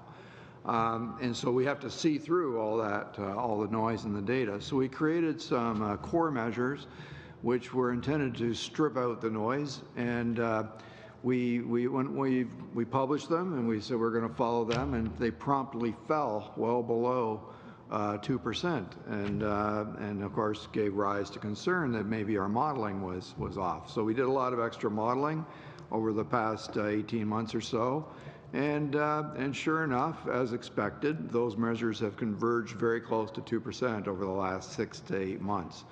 That has confirmed for us that we have the right models and we have the right framework, and the fact is that means that our forecast for inflation, which 2 years from now is 2%, exactly on target, or within 0.1 of target, well within the range which of 1 to 3%.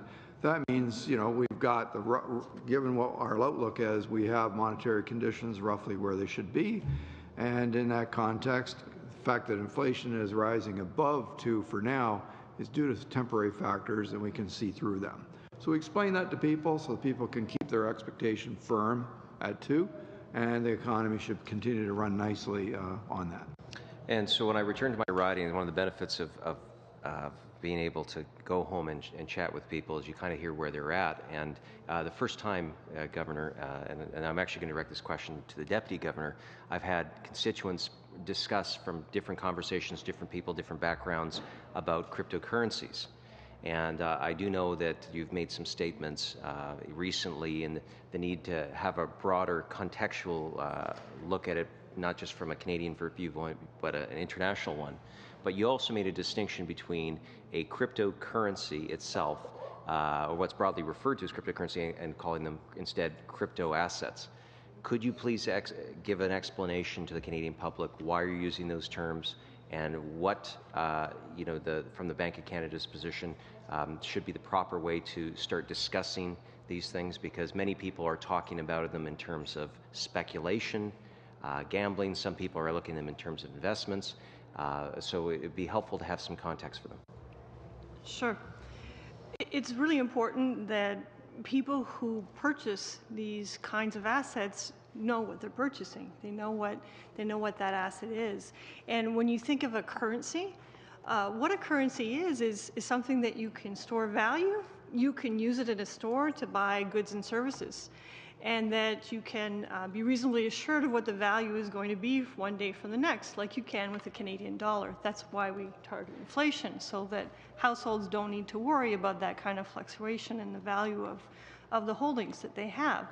Now, if it's an asset, then you may hold it for a variety of other reasons, like you hold other investments. You may hold it because you think, well, I have a stake in a company, and I'm thinking about an initial coin offering where I may earn a high return on it over time. I might hold something like Bitcoin, and I may hold a return over that over time as well. Now, when you're a purchaser of that and you're a household, you need to know what kind of risk is associated with that. And you need to know also that you've got the same guardrails that are in place for investor protection and consumer protection with respect to other assets.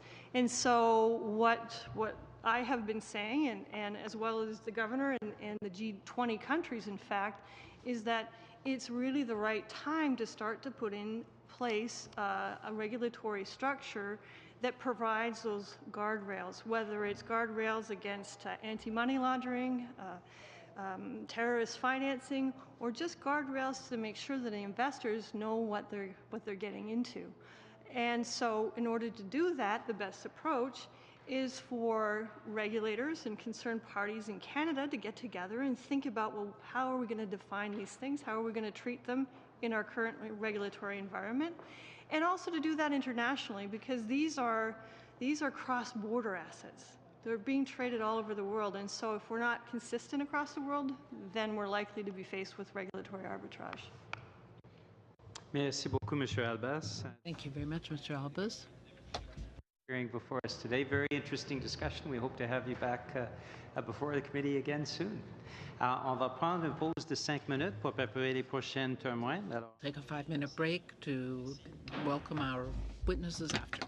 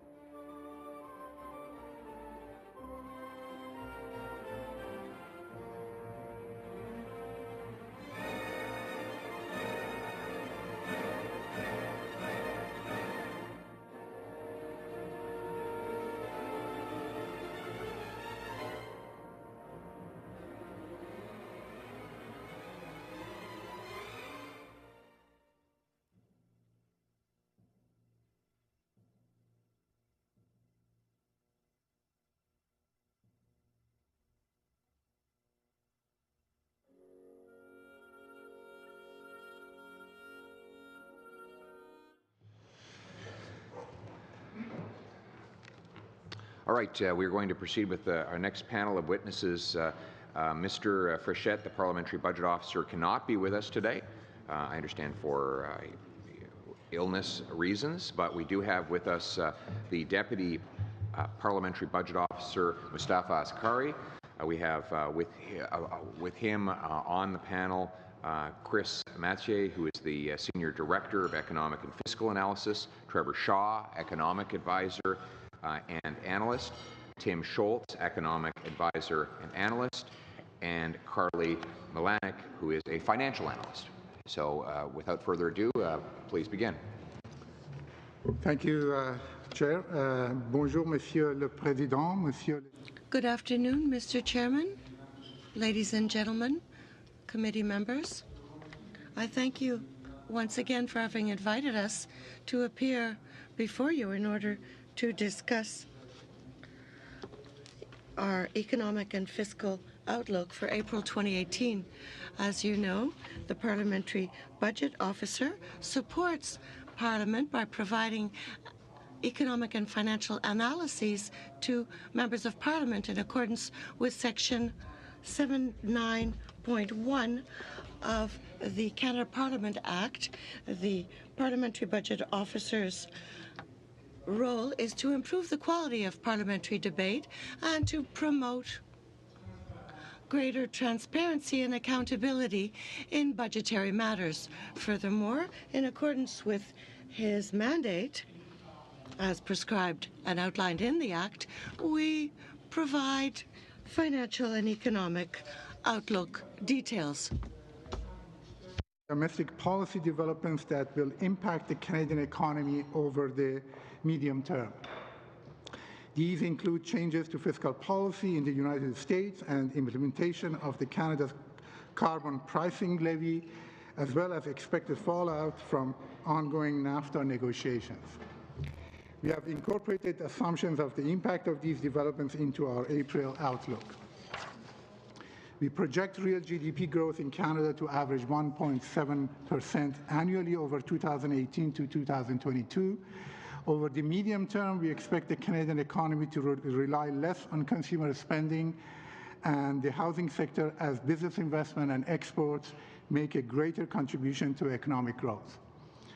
Our economic outlook reflects the view that possible upside and downside outcomes are, broadly speaking, equally likely.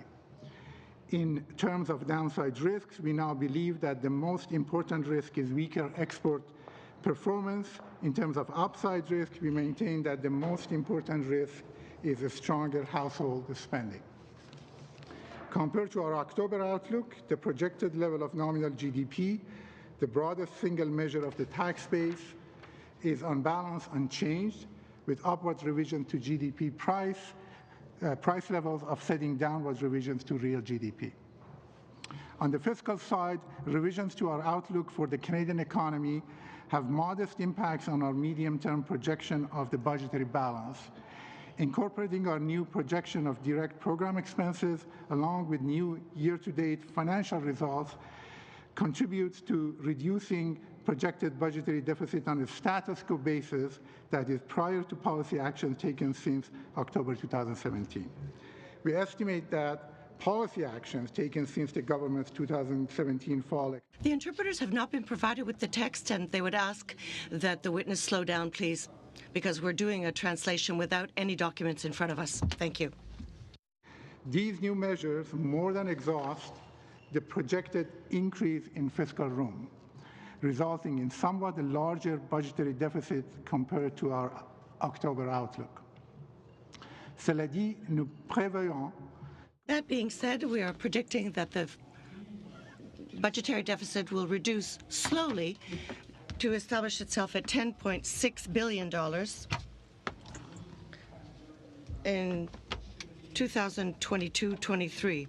This projected decrease will be caused by growth of government operations spending based on reductions for benefits for federal public servants and through a slight drop in the number of federal employees between now and 2020.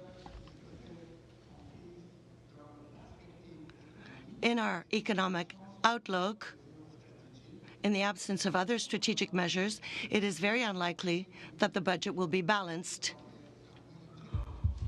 or in a surplus position. However,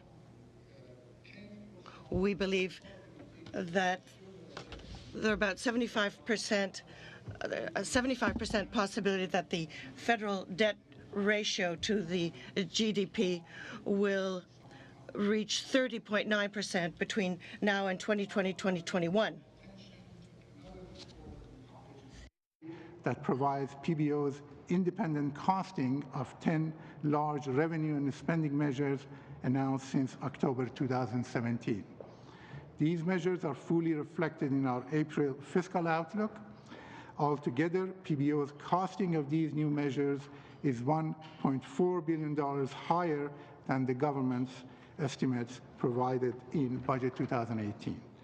Mes collègues et moi seront heureux de répondre. My colleagues and myself will be delighted to answer your questions with regard to our economic and fiscal outlook or any other analysis carried out by the Parliamentary Budget Officer.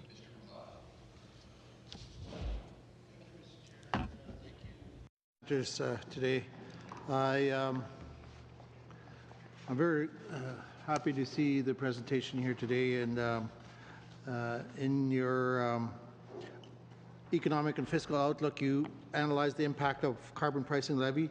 This is a very important issue for me and the people that I represent. Climate change, I represent the Northwest Territories, and climate change has been something that has been impacting us probably the most of any jurisdiction in Canada. And we've really never had the opportunity to invest in alternate energy or infrastructure that would allow us to reduce our greenhouse gas emissions. And we're hoping that this program is going to do this for us. A lot of the communities that I represent still have loud, noisy generators, sometimes right in the middle of the community, and it runs 24 hours a day for every month of the year. And we're also, unfortunately, have most of our communities built on permafrost, which is now melting. And I just came from a meeting in our coastline communities, and some of the communities are forced to now start moving houses. We've got graveyards that are falling into the ocean, and many serious issues. And so this is an important issue for me, but it's also an important issue for the committee. And because we're starting to study the measures in the Budgetary Implementation Act this week. And it was really interesting that you said in your analysis that it would be more beneficial to the Canadian economy and for the provinces and territories to use revenues from the levy to cut corporate or personal income taxes rather than return the revenues as lump sum payments to households. Could you explain how you arrived at that and why that would be better to do it in that fashion? Well, what we have done is we have looked at this, and we have looked at the study that was done by Ecofiscal Commission, and in order to estimate the impact of this, we use some of their calculations. And what we are assuming in our calculation is that this tax is going to be essentially going back as a lump sum to households in any form. And that is not the most effective way of using the tax in that form. There are other ways, is by corporate tax reduction or income tax reduction that would deal with that. So on that basis, we have estimated our impact, which is start at 0.1% in the first year and goes up to about 0.5% by the last year. That's the negative impact on the economy. So so that's how we have come up with this estimate. Now, there are many ways of looking at this. If instead the provinces decide to reduce the corporate taxes in response to this, then the benefits of that for the economy will be larger, or negative impact would be lower than if you just do that kind of a lump sum payment. So that's the way we have come up with it. One of the other concerns that we had in the north was the impact on our fiscal arrangements, our formal financing arrangements. Some of our agreements have a clawback where there is a requirement to reduce your revenues from the federal government if there is another source of revenue. So we've really been monitoring that and trying to make sure that it doesn't impact us on that front. And it looks like we're going to have that resolved, and I think the Northwest Territories is ready to move forward with their program. I wanted to talk about the federal debt to GDP ratio. And you say there's a high likelihood that it will be below 30.9% in 2020-21, which was a target set in 2016. Can you talk about the importance of using this measurement as a fiscal anchor and the significance of meeting that goal? Well, there are certainly different fiscal anchors one can use. One would be just the deficit, or deficit as a percentage of GDP. debt as a percentage of GDP, and these are different measures that people use. In our case, we are looking at this because the government is using this measure now to report on that, and yeah, I stop there. Okay, I'm good. All right, there is a minute 30. Is anyone going to take it? Seeing no one, we will move on to Mr. Albus. Go up. I was wrong. Thank you, Mr. Chair, and I just want to thank all of the public servants we have here today that are here to help us better understand their reports. I actually would like to start where Mr. MacLeod left off. Some on this committee may remember we actually had all three premiers of the territories, either in person or through teleconference, comment on the carbon tax. And I specifically remember the testimony of the Premier of Nunavut, who stated that 80% of the costs from diesel are subsidized by the government. And I asked him how a carbon tax would work under that kind of system, because most of the money was being basically recycled from the government's own revenue. He said that imagined that it didn't work. So I just want to state categorically for the record that I do believe that the Northwest Territories, as well as the Nunavut, as well as, well, I guess the Yukon already has instituted its own carbon tax. But those provinces or territories that are not in favor of those premiers, I don't think we should be. I think we should be exempting them, and I think we should be working with members of Parliament to actually remove diesel through other means. Anyway, I'll just come right to the same question, though. So in the report, page 8, on specifically, we assume that federal revenues returned to provinces and territories will be transferred to household as lump sum payments. Were you unable to get any kind of indication from the government as to whether or not it will be a tax and dividend-like system, or you mentioned earlier that the preference, more efficient mean would be through a decrease in income taxes, whether it be corporate or personal. Could you just go over that, please? Well, this is an assumption that we have made to be able to do this calculation, but different provinces have different systems now. There's a carbon tax in some areas, and there are different ways of dealing with that. So we didn't really want to do separate calculation for each province. So we assume that, well, on average, this is the carbon tax, $10 to $50, and it will be applied in that fashion all over the country the same way, just to come up with some estimate of overall impact of this. I just thought that this was the system that the federal government would be imposing upon provinces or territories that have not yet done. So I thought the government might at least have indicated if it would be returning the money directly to households, or if it would be through a reduction in taxes for those areas by giving them to the provinces or territories that are responsible. So I appreciate that. I'd actually like to go to employment, because I did raise this with the Governor of the Bank of Canada. Page 6 of your report talks about roughly 40% of the jobs gained during this period came from private sector employers. Now, obviously, public servants play an important role in facilitating important services that can facilitate a stronger economy, but 60% to me seems to be a rather high ratio.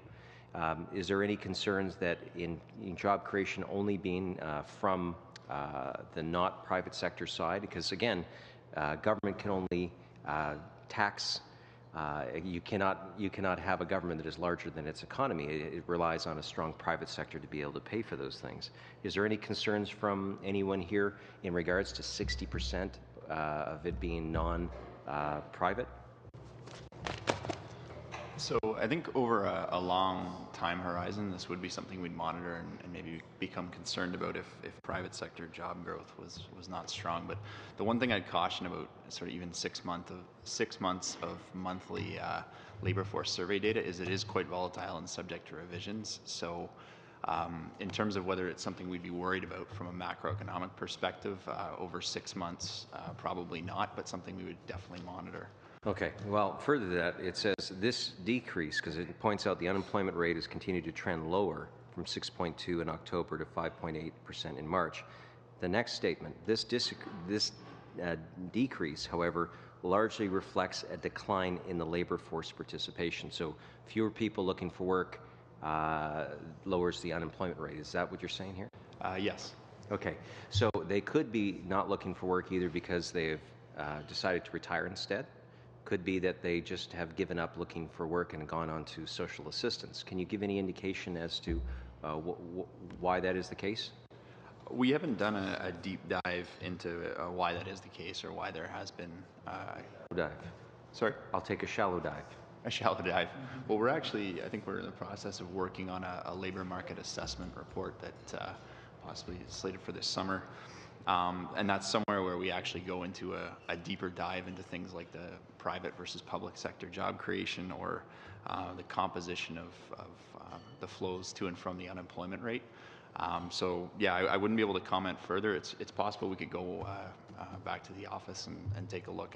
I do hope that there's some follow-up on that and that specifically that's looked at, just because I think many people would be surprised to know that it's because of decrease in labor participation that we see that number dropping, rather than other factors that some government members have spoken about. Page 7. We also expect that the Federal Reserve will increase its policy rate at a faster pace over 2018 to 2019 than we projected in October. Now, I tried to talk to the Minister of Finance, I believe it was last year, in regards to this, rising interest rates for bonds. And right now we see a lot of people that are looking to invest in the United States versus other places. Obviously, Canada, we have a very strong process of foreign direct foreign bondholders, for example, or even domestic investing in the notes of the Government of Canada. Will this mean that we will have to be paying higher interest rates down the road to be able to stay and to attract those bonds? So actually, in terms of our economic model, U.S. interest rates, particularly more at the long end, like the 10-year rate, when they increase, and of course those are influenced by expectations about what the Federal Reserve will do, they have a direct influence on household and business borrowing rates. But in terms of, I think what you're talking about is, I guess, higher rates on Government of Canada securities. That is also how our public debt charges are modeled, and the government would pay higher interest rate. But we haven't done any work necessarily on the, I guess, global capital markets and whether we would expect to be... Again, the expectation would be, if interest rates are going up in the United States, that's going to attract higher prices, and that may draw money away. So I would hope that could be there. Do I have much more time? I'm afraid not. You have exhausted your time, but... I'm exhausted. Thank you. On the same question, I do note that in the report, the interest expense of the Government of Canada by 2022 rises to $39.1 billion from last year's $24 billion. This is a $15 billion increase, roughly a two-thirds increase in the cost of interest to the Government of Canada. It's also significantly higher than the government anticipated in its recent budget. For 2022, interest expenses were supposed to be $32 billion. So the gap between the two is $7 billion, or over 20%. And you're only about a month apart in making your projections. Why is there such a difference between yours projection and theirs? I mean, two things affect that. One is the level of interest rate, which our projection, we have a higher short-term and long-term interest rate relative to what the government is assuming. And also the amount of deficit that will add to debt. If you look at ours in the short term, we have a larger deficit in the first 2-3 years than what the government has. And gradually over time, we actually sort of reduce our difference between us and the government. So these two factors together will lead to higher debt charges, essentially. And to what do you attribute the very large disagreement between your projection and the government's on the deficit for this fiscal year? You project it will be $22 billion. Finance Canada projects it will be $18 billion. What gives?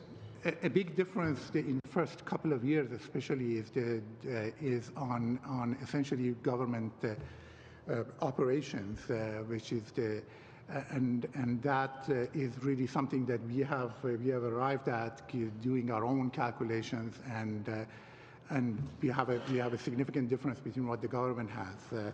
Maybe Trevor, do you want to add to that? Yes. So I'd like to point out that the biggest difference between our point of view for the budget balance in 2018-19, so the current fiscal years, and figures published in Budget 2018 is that line, the operating and capital expenses. Now, this report is the first time that our office has actually published our own independent projection for the operating and capital expense components of direct program spending. And you'll see that earlier in the report, on page 21 of the English version, we actually provided a breakdown of exactly how we construct our estimate of the operating and capital components of DPE. And you'll see there in the 2018-19 year, there's considerable expense growth in expenses attributed to future and other benefits. Now, these are benefits that are payable on future veterans benefits, payments for pensions, and they're highly sensitive to interest rates. And so interest rates over the past 8 or 10 years have been declining. And what this does, and the relationship between future benefits and the interest rates are inverse. So as interest rates fall, the expenses attributed to future and other benefits start to rise. And that peaks in 18-19. So this is certainly, as part of our direct program expense forecast, a source of cost growth. I can't comment on whether that's consistent with estimates in Budget 2018 because, unfortunately, the government does not provide a decomposition, as we do here in Table 9, of its direct program expense forecast. So it summarizes transfer payments and then operating and capital expenses just in 2 summary lines. So hopefully Table 9 is able to, we're able to depict exactly how we're putting our direct program expense forecast together. But unfortunately, I can't compare that to the estimates of the government because that information, unfortunately, is not public. But you said that as interest rates go up, the future and other benefits go down, but yet you anticipate both interest rates going up and future and other benefits going up. No, that's a very good point. I should add that this occurs with some delay. And so the way accounting losses or accounting revisions occur, accounting adjustments for the prior fiscal year will be recognized this year, but they'll start to accrue as expenses in future years. And they're amortized over many years, so it actually takes the accumulation of many years of revaluation of future benefits to actually start to accrue changes on the expense line. So this is a phenomenon that actually happens with some delay. So while interest rates are already starting to increase, the decline in the future and other benefits expense will also decline throughout time, but with some delay relative to our projected increase in interest rates. All right, Mr. Julian. Thank you, Mr. Chair. Thank you very much for being here. It's a very interesting and detailed report, and you do a lot of work with not a lot of resources. So hats off to you for all of the work that you do. You're also heroes, I think, in the Canadian mind. You pushed the government. It took 5 years to finally get from CRA an acknowledgement that tax gap information should be shared with the Parliamentary Budgetary Officer. That was a fight that you had to have with the former Conservative government and with the current Liberal government. It's a fight that you never should have had to go through on behalf of Canadians. But thank you for pushing the government to do the right thing and to actually provide that information. So my first question is really around that. The tax gap has remarkable impacts in terms of the deficits, in terms of what programs and investments we can make as a country. It's been estimated at anywhere from $10 billion to $40 billion a year, money that goes overseas to overseas tax havens, money that wealthy and the well-connected are able to simply not pay when everyone else, tradespeople and small business people, all pay their taxes. A lot of very wealthy people don't have to. And so that tax gap has enormous implications. What I'd like to know is how the PBO intends to use that information.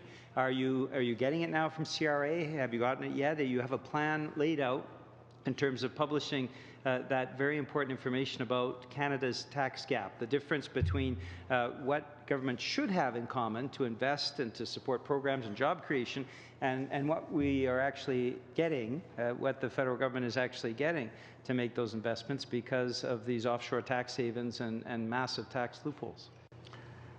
You can imagine that we have received a huge amount of information from CRA, and it takes time to study that and figure out exactly how we are going to use that. I think we have received all the information that we asked for, but it will take time for our staff, my colleagues, to go through all that and figure out exactly how that would impact the overall the assessment of the tax gap. So we are working on it. I can't really give you a time frame right now exactly when we are going to have a report on this. My colleagues are working on it hard, and hopefully we will have something probably after this summer. We'll have a report that will essentially estimate the tax gap based on all that information that we have received. Thank you very much, and we look forward to having you back for committee when you do publish that tax gap information. It's something that government should have been providing for decades and that they've refused to, and I, again, thank you for having it, even though you had to push the government and threaten to take them to court, because you stuck to your guns on behalf of all Canadians. Thank you for that valuable work. Canadians need to know what the wealthy and well-connected take offshore, rather than investing in all of those programs that we need. And one of those programs, of course, is pharmacare. And this is something that's been promised for decades. The PBO did an excellent report last fall around the federal cost of a national pharmacare program. You did very detailed work about what the overall savings are to Canadians. And I'd like you to speak to that. What we spend as a society currently for medication when 1 in 5 Canadians can't afford the medication they need, and what the overall costs are, what could be saved if we had a national pharmacare program. And just to add a last note on this, we know that we're losing anywhere from $2 to $5 billion a year in the cost to our emergency rooms and to our hospitals not having a pharmacare program. In other words, somebody who can't afford their medication ends up in the hospital or in the emergency room. In other words, it costs Canadians a lot more not to have pharmacare than it would to have pharmacare in place. I'm interested in why that wasn't calculated in terms of the PBO report on the federal cost of a national pharmacare program. My colleague Carly actually was the main author of that report that we did, so I'll let her speak to that. So basically, in the report we saw that we could have an overall savings of $4.2 billion. But again, this whole estimation was based on a very specific formulary provided to us by the House of Commons Standing Committee on Health, and that was only looking at the drugs on Quebec's public formulary. So you can imagine that even if we're using a different set of drugs, this cost or the savings that we could find would change. It also excludes actually any drugs that were administered in hospital. And of course, it does assume that there would be this, by having a single payer for these drugs in Canada, that we would be able to achieve a lower price from drug manufacturers. So because the request from the Standing Committee was part of their study, they did provide to us a very specific scenario. It is not yet any policy, so we didn't really include that in our outlook here.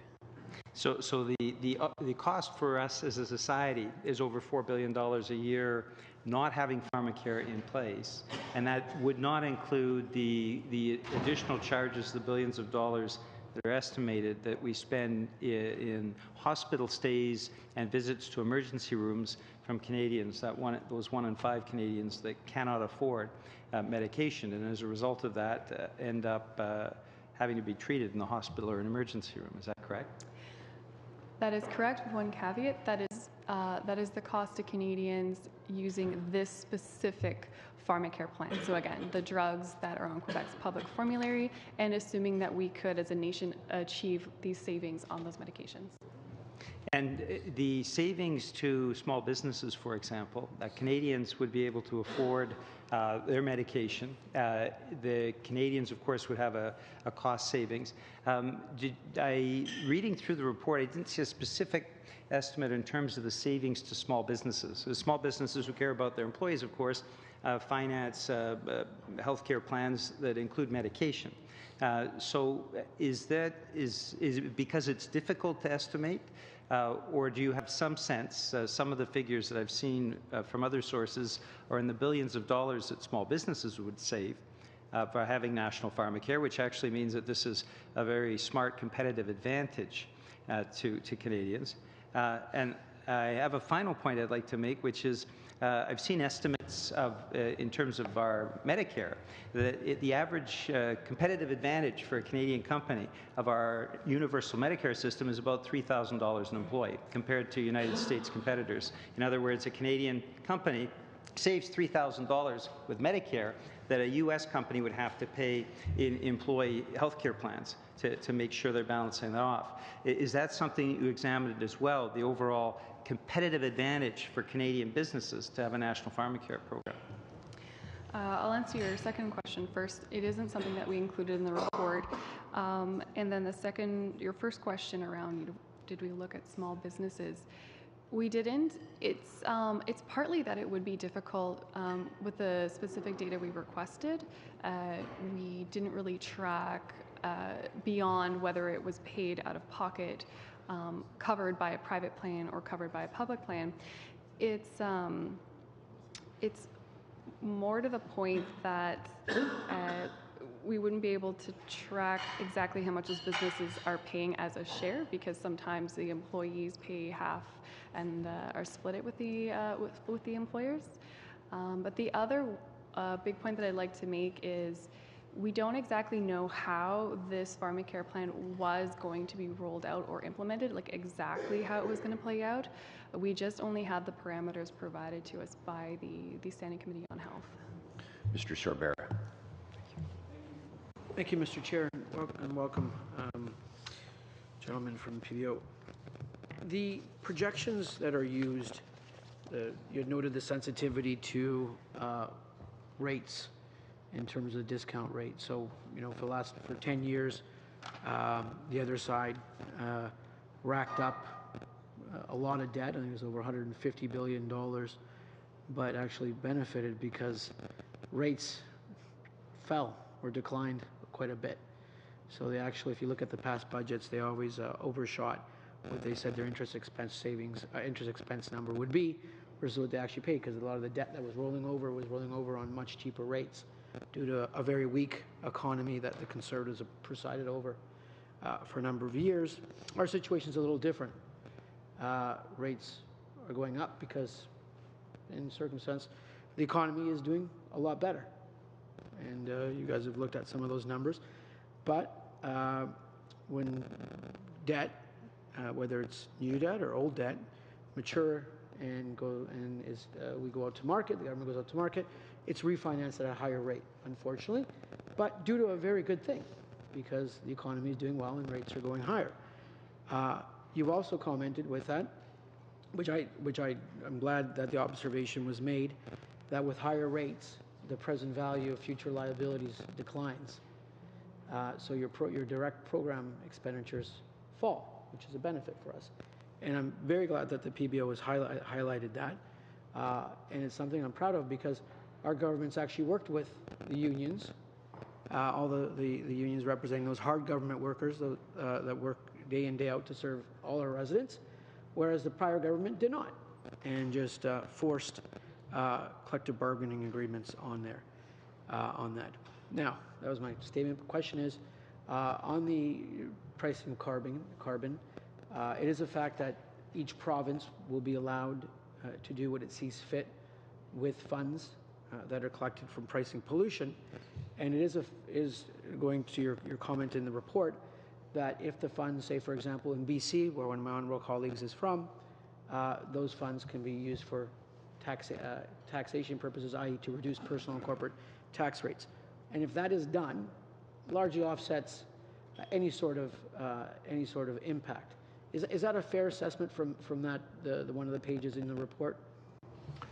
Well, what we are, as I said, what we are assuming is that lump sum is going to go back, and in our view, looking at different options, reducing corporate taxes, reducing income taxes, that would be the sort of the least efficient, the one that you mentioned when it goes back lump sum to household. That would be the least efficient from the economic perspective way of doing it, and that's why we show this negative impact that's going from 0.1 to 0.5%. By the end of the projection. If we use any other method that's more efficient from our point of view, through corporate taxes or income tax, the negative impact would be lower than that. Mm-hmm. And the second question I have, and over the projection period that you provided, there are differing fiscal anchors, but the fiscal anchor I like to look at is the federal debt to GDP ratio. You actually have a declining federal debt to GDP ratio over the fiscal period, correct? That's correct. Okay. And I know that the sensitivities to various macroeconomic models are immense. What would you say is the greatest sensitivity with regards to the estimates that you guys have, that you folks from the PBO? And I really like your research. I have all the reports from this morning, and I look forward to reading them a little more in depthly when I have an opportunity. In terms of sensitivities, do you see, because I look for Canadian real GDP growth, where do you see the largest sensitivity with relations to our economy? Fiscal sensitivity, Trevor?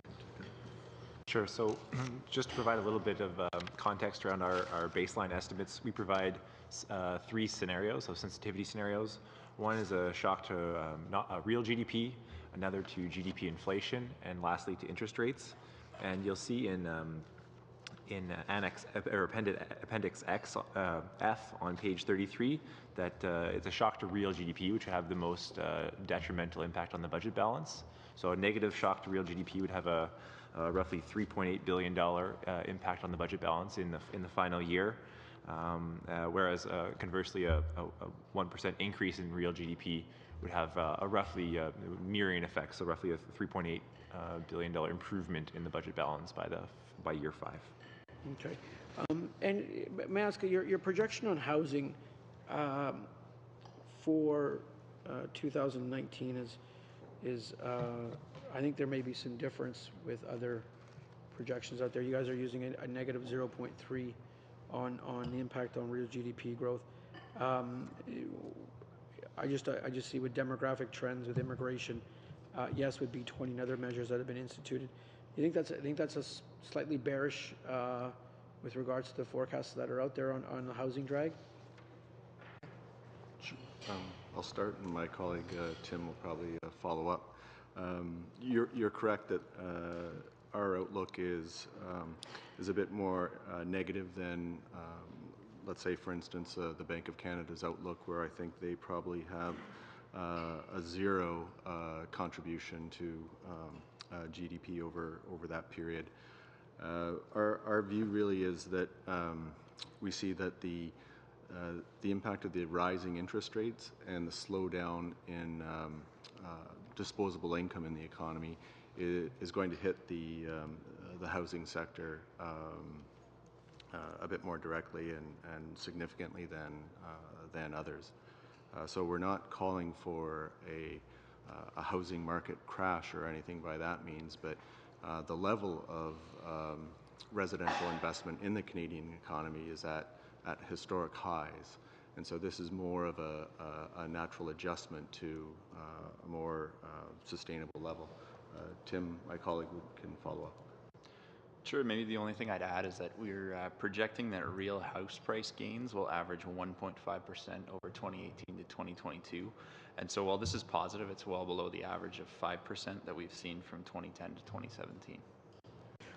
My personal feeling and my conjecture would be that it would be somewhere between the negative 0.3 and the 0 from the Bank of Canada. There are pockets of housing that there's obviously been some pull forward from the changes that were made to last year versus this year, but that the spring housing market and overall home ownership levels will remain pretty strong. With regards to you guys have done some work, and obviously very glad to see it, about the fiscal developments in the U.S. In relation to the impact on Canadian real GDP. Can you talk about the pull-through effect or pull-through effects, please? Sure. So what we did is there's two major fiscal developments. There was the Tax Cuts and Job Act, which was passed into law on the 22nd of December of last year, and then there was also the Bipartisan Budget Act, which came into force on February 9th. And the former, with respect to the tax cuts, we've taken an external estimate that was prepared by the staff of the Joint Committee on Taxation, and we assume that we basically took their economic impacts, that it would raise U.S. GDP by about 0.7% over the course of our projection. And then with respect to the Bipartisan Budget Act, what we've done is we've looked at what the Congressional Budget Office predicts in terms of additional government spending over the medium term by the U.S. And we've used their fiscal multipliers, which was essentially how much they estimate that government spending will translate into economic activity. And we've come up with two impacts on the level of U.S. real GDP. And then once we had those impacts, we brought those into our Canadian macroeconometric model. And we estimate that this will lift Canada's real GDP by 0.1% in 2018, and that this will rise by 0.25% by the end of our projection period, primarily through higher exports. Thank you, Mr. Cerbera. The $10 billion cost to the Canadian GDP that you associate with the carbon pricing, is that net of the lump sum payment you're anticipating will be made to recycle the dollars? No, that's the growth impact as far as I know. So you say here, we assume the federal revenues returned to the provinces and territories will be transferred to households as lump sums. And is that transfer then calculated into the final economic impact? That's right. It is? Yes. Okay. So that would... All right, okay, that's great. Thank you, Mr. Kamiec. So I was going to continue kind of on the carbon tax and then talk about that Table 9 again that Mr. Shaw mentioned on page 21. Like, you're showing a $22 billion deficit, whereas in the previous campaign, the Liberals had talked about a $6 billion deficit at this point. You have an estimation of a half a GDP point loss because of the carbon tax on the economy. And in the projections that you have on Table 1, it kind of shows exports are halved post-2019. It goes from 1.5 to 0.7 and then 0.7 again, 2021, 2022.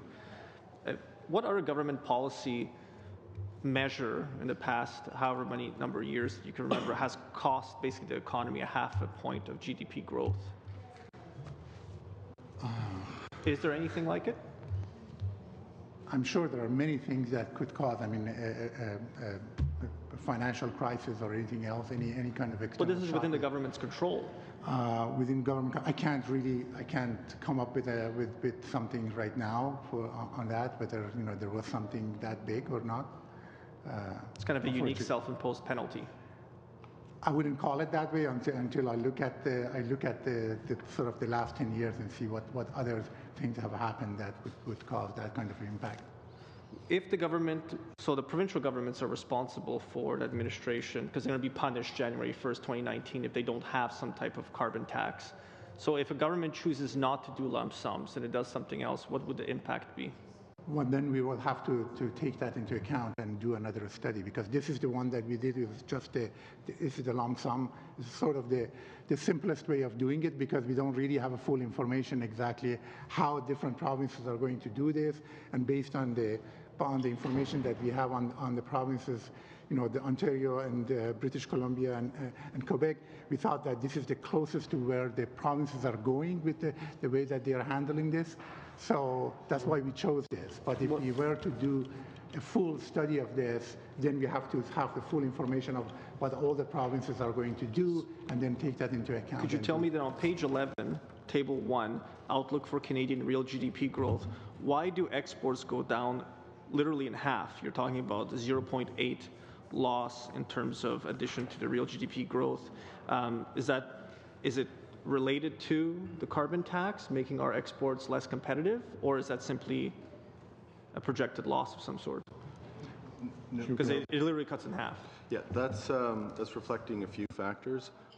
First of all, it's really the slowdown in foreign activity, sort of U.S. demand for our exports. If you refer back to the slide, figure 4, you'll see that the U.S. economy is slowing down to about 1.8 percentage points or 1.8% in the medium term. And so the growth in our exports would be growing roughly in line with the U.S. economy and at that time. So it's really the strong U.S. growth that's lifting it up, and then the moderation in U.S. growth that is bringing it down. At the same time, what we're seeing is we're still getting some, that initial pickup in exports is coming from the dollar remaining around, I think, 77 cents or 76 cents. So there's still some benefit from the lower dollar. And then as our interest rates were to go up in your model, I think you have 25 basis points each quarter up to nominal neutral level of 3% by the first quarter of 2020. But we just had the Bank of Canada's governor come in and say that there's an expectation that we'll keep interest rates pretty much where they are at. I mean, he obviously can't tell us what the future is like. But then that leads me to table 9 on page 21 that was mentioned before, specifically on that line, personnel, future, and other benefits, because that line is heavily influenced, and then correct me if I'm wrong, heavily influenced by interest rates. Interest rates go up, the government earns more money on the side, so these costs would then go down. Is that correct? Go ahead. Sure. So specifically speaking to Table 9, yes, the future and other benefits line on personnel is highly sensitive to interest rates. So as interest rates start to increase, you're going to see the expense line on other future and other benefits start to decline over time.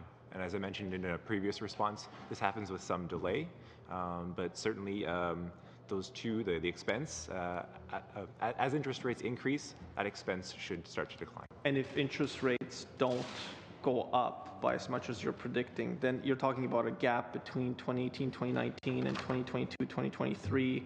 That's almost like $9 billion in a gap that forms. Just based on interest rates. Certainly, that aspect of our fiscal forecast is sensitive to interest rates, as are others, namely our public debt charge forecast. So for a good depiction of precisely how interest rates affect our fiscal forecast overall, I'll point you to Appendix H on page 35 of our report, which shows that direct program expenses, which are concentrated on those future and other benefits, with a permanent 100 basis point increase, those expenses would come down by roughly $4 billion per year. But on the other side of the ledger, right, public debt charges would start to increase with a 100 basis point increase up to about $7 billion higher than our baseline projection by year 5. So you have these two opposing forces, and on net, higher interest rates would result in a higher budgetary deficit. How much time do I have, Mr. Chair? You are out of time. Okay. So we are now on to Mr. Saray. Thank you, Chair. Thank you to the PBO office. I don't get the chance to be on this committee often, so I'll take advantage of it. I have a riding that is a Main Street type of riding. It's a growing economy, Surrey Centre. We have high levels of immigration, and in the 2 years that I've been a little over 2 years, I have yet to see anybody who's come into me and said they can't find a job. It's usually been the opposite. I've get employers who are coming and asking, how do I get more workers? I'm not getting enough. So we've noticed an increase in immigration levels, and I want to know how the increase of immigration levels, have they had a positive impact on the economy, particularly the employment rate, as it does not appear to have any adverse effect. And I want to know if there has been any analysis on the impacts of increased immigration onto our economy as a whole. No, we haven't done any studies specifically on that, no, sir. Do you plan on doing any of that? Because it's always something that you have to be cognitive of when a government does immigration planning. It also needs to know the impact on the economy, particularly unemployment rates, before an argument goes the reverse direction of saying they're taking jobs away from Canadians, which clearly, in my assessment, is not the case. But I would like to know if you guys have any plans to study that. Not at the moment, sir, no. Okay. My second question would be have you factored the effects of NAFTA or the uncertainty around NAFTA, as well as the ongoing American trade war with China, and how the economic impact of that would affect Canadians or the Canadian economy? Yes, well, we have looked at this in detail, but it looks like, given what has happened over the past couple of months, that there's more optimism that there will be an agreement. And on that basis, what we are assuming in our projection is that there's going to be a slight negative impact from the new agreement, but that slight negative impact essentially will be offset by the positive impact that we are getting from the higher growth in the United States. So those two will offset each other.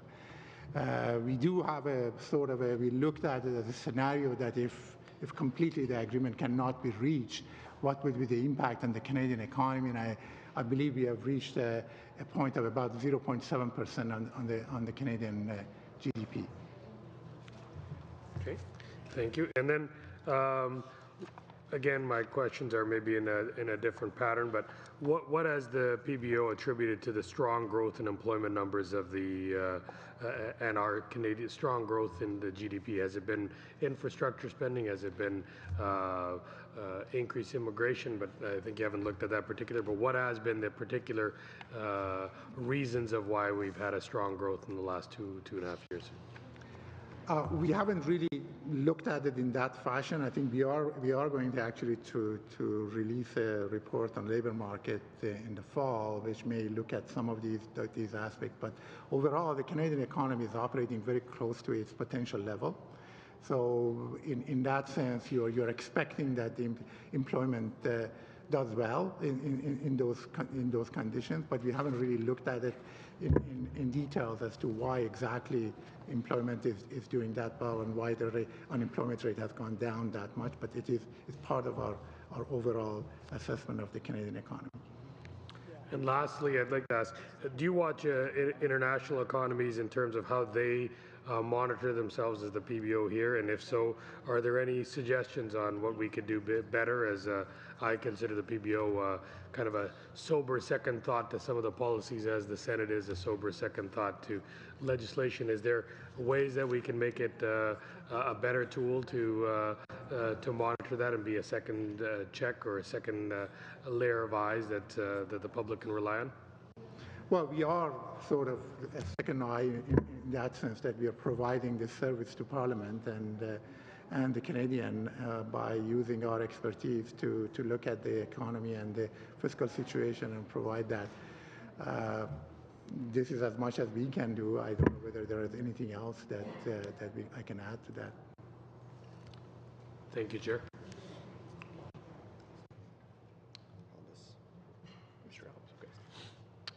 Mr. Albus. Thank you, Mr. Chair.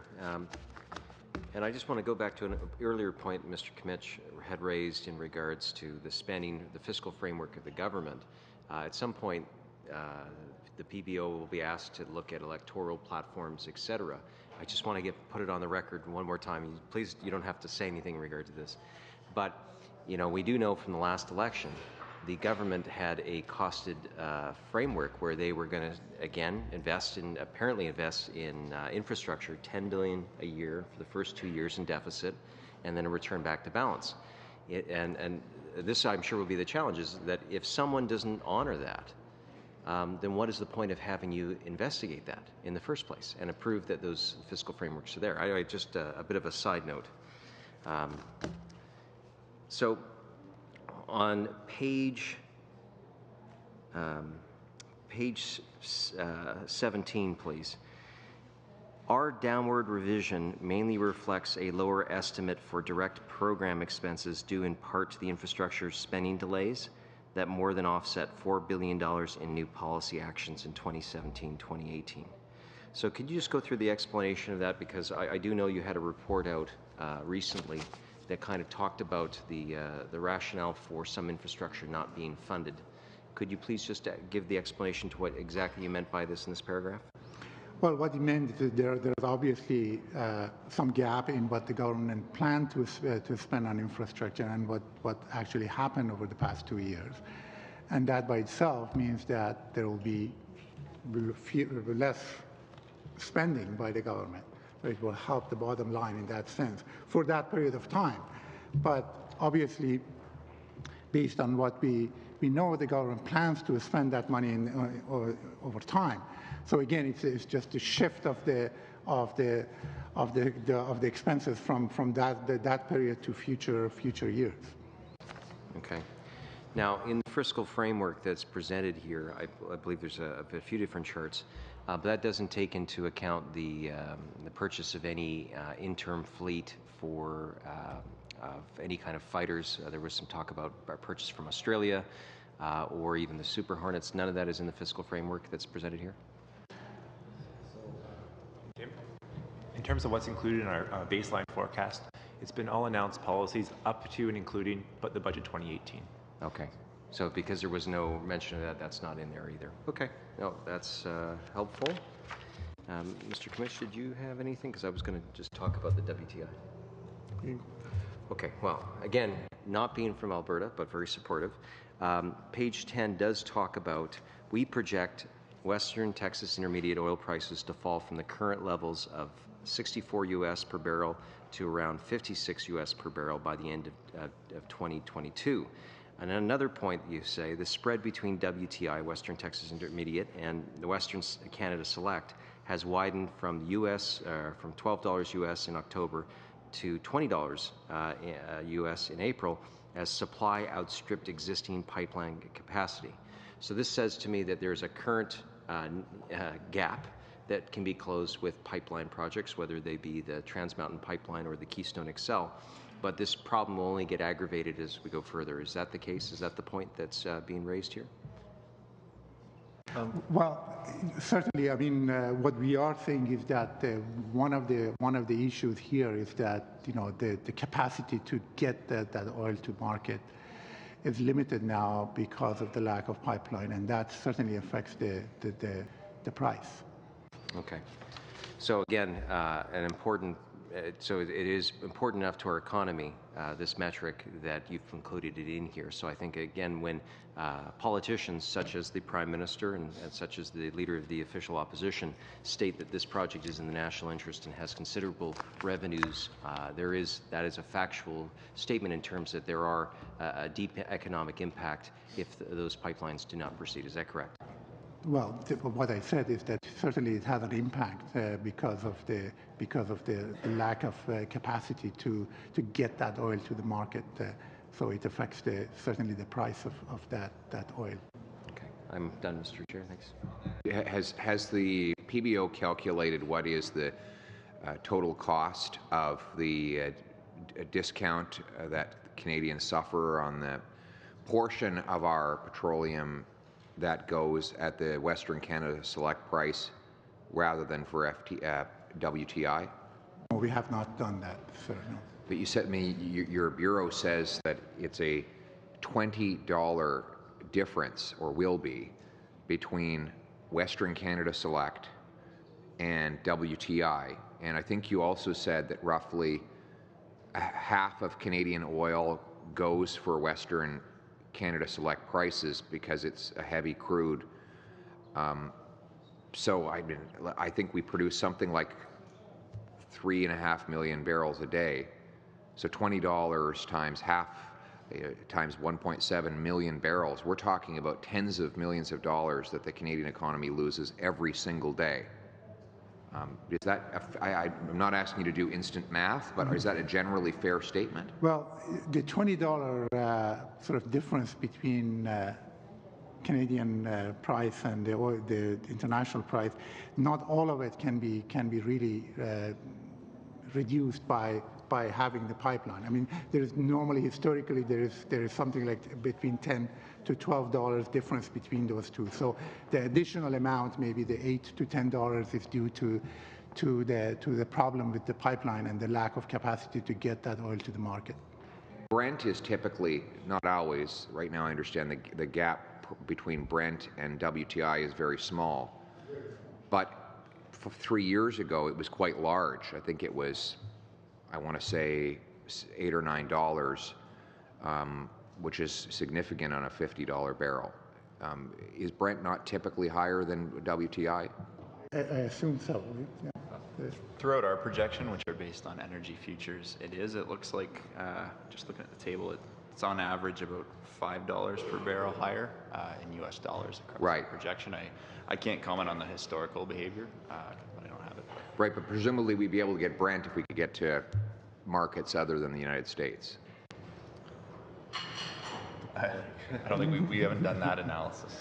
I have a question about the main estimates, which are linked directly to the budget.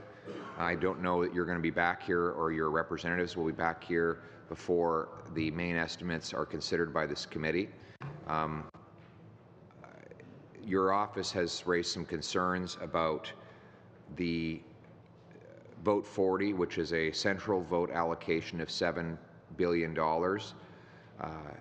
and the ability to enforce parliamentary will on limitations on how that money is spent. Does the PBO have a view on whether the wording in the main estimates bill binds the government legally to spend dollars on the purposes laid out in the budget, and only in the amounts laid out in that budget? We are actually working on a report on the main estimates that should be out probably in about 10 days. And we are looking at that. I mean, the way that we understand the way it is done, there isn't a lot of constraint on the government in terms of how they use that $7 billion. The language that is used will give the government significant amount of leeway in terms of how they're going to use that. At the same time, the government is saying that they are going to report on a monthly basis on how that $7 billion is going to be used.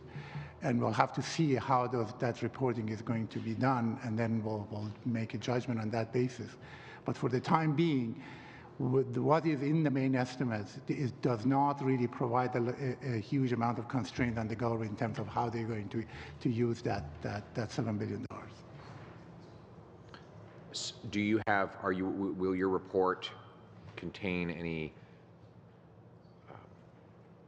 conclusions of whether you think the wording in the main estimates binds the government to the amounts and the purposes laid out in budget table A211? Well, I guess it will bind the government with the total amount. It's not clear that they will have restrictions on the specific components of that. Right. Madam Zerowitz. Oh, thank you. Thank you, Mr. Chair. Thank you so much, Mr. Askari and your team for being here today. I want to start off just talking a little bit about labor force participation. You talk on page 6 about the unemployment rate has continued to trend lower. It's at 5.8%. This decrease, however, largely reflects a decline in labor force participation.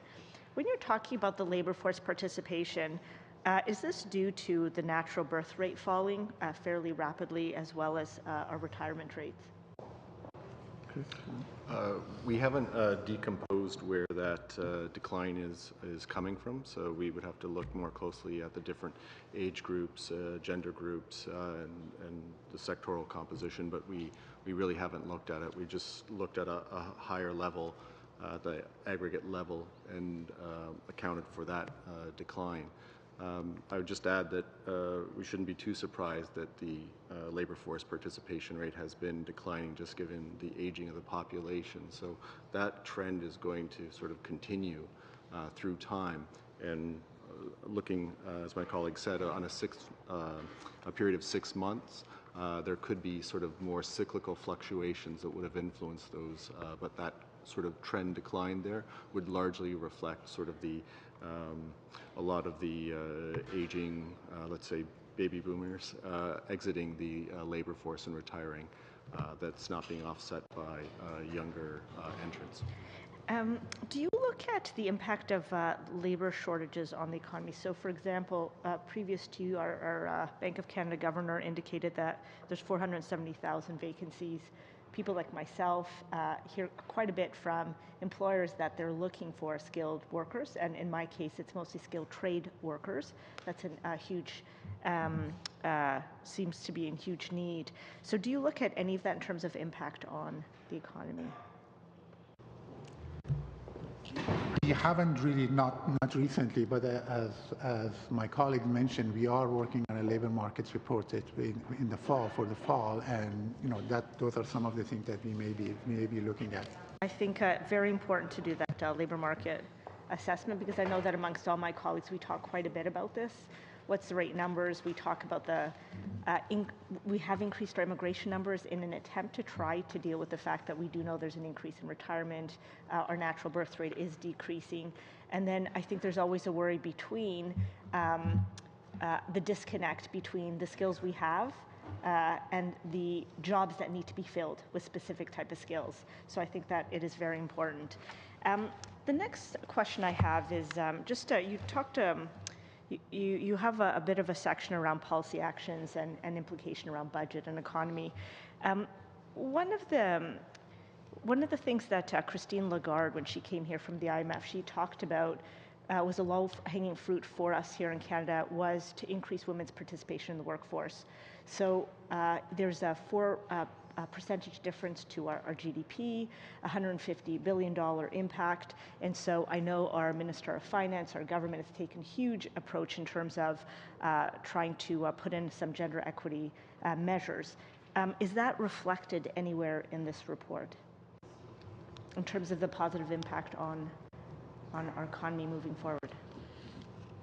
We have not taken that specifically into account. That's not something, we haven't really done that kind of a disaggregated labor market assessment for this projection.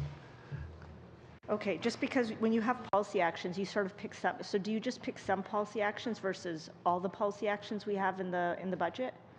How did you kind of select these ones versus, so you've got, I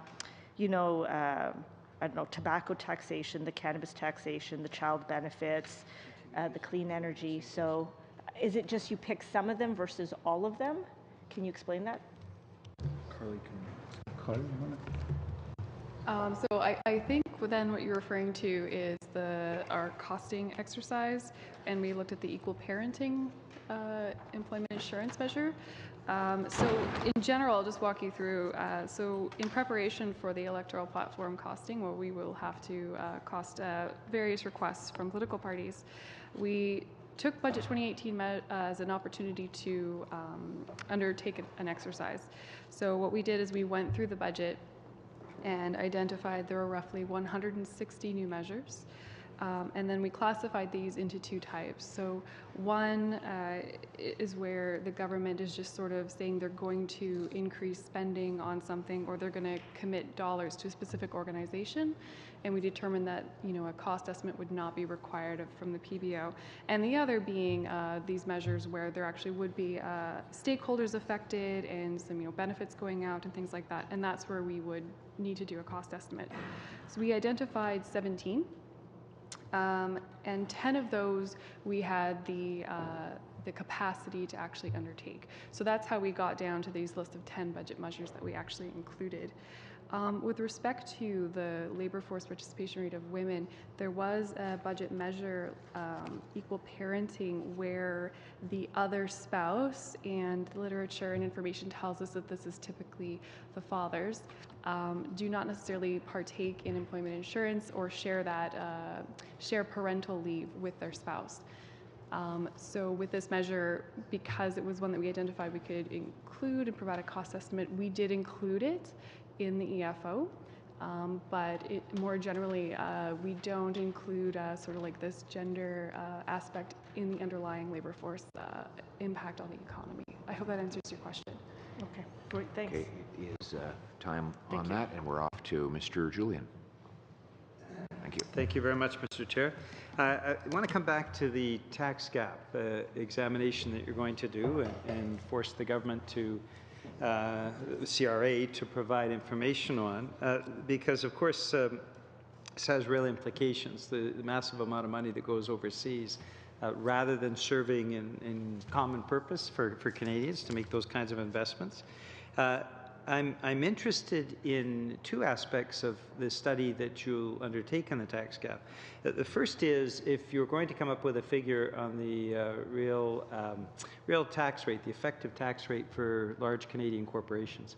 I've heard estimates, like the Canadian Centre for Policy Alternatives has estimated that the real tax rate, the effective tax rate for Canadian corporations, large corporations, very profitable corporations, is less than 10%, 9.8%. So if my first question is that part of your study to determine to what extent, because of these overseas tax havens and these massive tax shelters, to what extent some of the most profitable companies in Canada are getting away without paying their fair share, which contributes to a profoundly unequal tax system. The second is the in implications for deficit. If we have this significant tax gap, is the deficit that we have and the additional spending, investments that we could make in people, is the deficit due in fact to what has been a growing tax gap over the last few decades that neither the former government nor the current government have been willing to take on? So those are my two questions around the tax gap study that you're doing. These are very good questions, sir, but unfortunately, until we actually do further study on this and see exactly what we can find in the data that we have got from CRA, it will be very hard for me to answer those questions exactly what the conclusion is going to be. We know that there is a tax gap, no doubt. The amount of that, how big that is, that's a question that we have to wait until we do have a better analysis of the data that we have got in order to do that. Okay, well, I'll be awaiting, and I think a lot of Canadians will be awaiting that study with a lot of interest. It's long overdue. And thank you again for the fight against the new Liberal government so that you could actually get that information. The other issue is around the impact of climate change. Now, we have the economic impacts and the fiscal impacts around pricing carbon. What has not been done in any fulsome way is actually evaluating what the economic costs are, fiscal costs are, of the increasingly dramatic and catastrophic climate change events that we're seeing in this country. The insurance, Collective Insurance Bureau of Canada has estimated now that insurance costs related to catastrophic climate change events is over $1 billion. I've heard estimates up to $4 billion a year and growing in terms of the costs related to climate change. So for those who feel that structuring our economy the way it is now doesn't come with a cost at $4 billion, that would of course be $10 million a day in economic costs not dealing with climate change. Is that something that the PBO is now looking at to see, given the increasing number of catastrophic climate change events, what the cost of the Canadian economy is of not dealing in any real way with climate change? This is not something we have done recently and looked at it, but obviously it's an interesting topic in terms of the impact on the Canadian economy. It's something that we can consider in the future to take a look at and see if we have the capacity and instruments to actually do that kind of analysis internally. So this begs my last question. Do you have the resources you need? You do very valuable work. Do you have all the resources you need in order to do that work on behalf of Canadians? Well, with the changes that were made to our office in terms of our independence, and we were provided with a larger budget, and we are in the process of hiring new people and expanding the office. And hopefully we'll be ready to answer many of these questions over the next 12 months. And we are getting ready for the next election, so we have to do the platform costing for the parties, and that will take up a lot of time, but we are getting ready for that. Peter, we are out of time for your intervention, although we do have 10 more minutes. And what I propose is that we allow 2 to 3 minute interventions to get the maximum number of opportunities. Does that sound fair? Okay, so perhaps we'll go one to each party. I believe that, actually, sorry, Mr. Fergus is not. Mr. Fergus is next on the list. We'll make it 3 minutes. Is that acceptable? That's perfectly fine. Okay, and then we'll have one for each other party, and that'll have to wrap up our session. Thanks.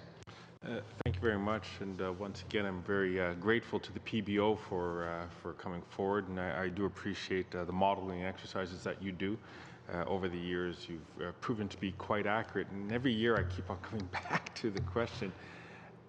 From what I understand how the PBO, how your office works, and the information which you gather to make these assessments, you do rely on the same set of data that the Department of Finance would have, for example, in terms of, let's take a look at Schedule B in terms of the economic outlook, but yet your modeling is different, which seems to produce different results. And I was wondering if you, for my benefit, for the benefit of Canadians, if you can explain why the modeling ends up being slightly different. Just what variables are you providing greater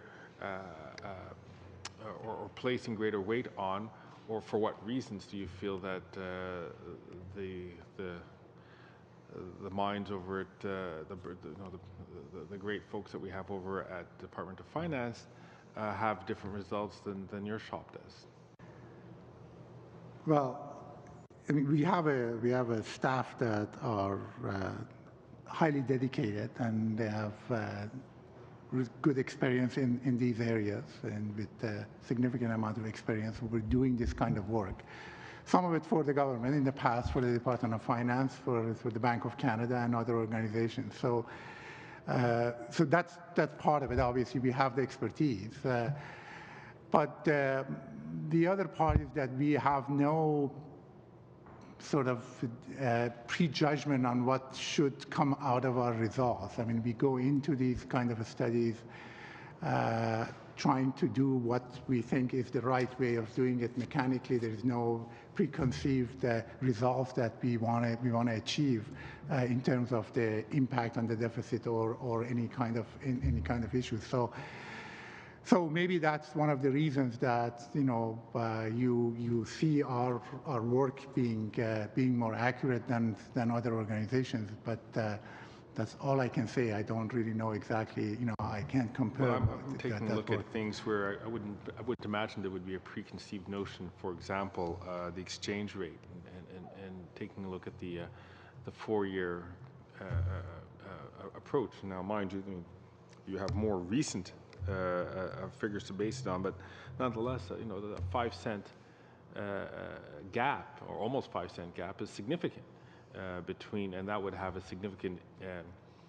Based on that, I'd imagine that would also influence the figures in terms of how many exports that the Canadian economy would be able to produce, or to what degree that they'd be able to produce it. Why such a huge change on that? I don't know if Monsieur Mathieu wants to get in on this. Sure. Just to follow up with maybe a bit of more technical detail that can address that your second question. Our projection is model based. So we have an estimated macro model, and then in conjunction with assumptions and outlooks for the U.S. economy and commodity prices, these are key inputs. Now this contrasts the Department of Finance's approach, which is using a survey of private sector forecasters to prepare its outlook. So they'll survey, I believe it's about 15 or so private sector forecasters. And one of the, I think, key weaknesses of this approach is that it doesn't ensure necessarily that there is consistency in the forecast. So you can have divergent views on, let's say, the exchange rate and commodity prices that you wouldn't have to reconcile in a single model, which we have to. And some forecasters may not provide an outlook for certain variables. So the survey itself doesn't ensure internal consistency as a macroeconomic model would. So the last point I would make is we did look at sort of forecast performance and forecast quality in a recent report or in a report last year. And we found that in terms of accuracy, at least for the headline macroeconomic variables like nominal GDP, we were in line with the department or the survey-based outlooks from the Department of Finance.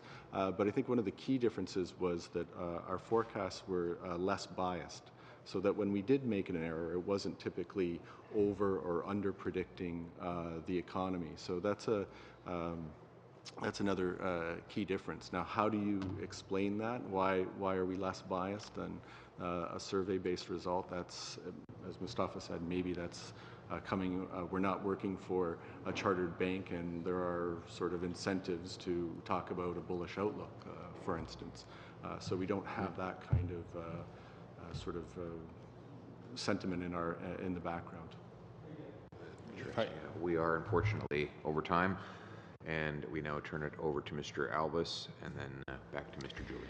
Yeah, just picking up where MP Fergus left off, I certainly do appreciate it, because I think it's actually helpful to have competing models side by side, and then to find out from StatsCan, you know, after the relevant data has been accumulated, and we actually can look at it and see who is closer. So certainly I think it's good to actually have a variety of models, because we shouldn't just be thinking one particular way. Now, in regards to that, there's been a lot of discussion, obviously, in the last few years in regards to balanced budgets. Obviously, Conservatives favor it. Other parties have various views.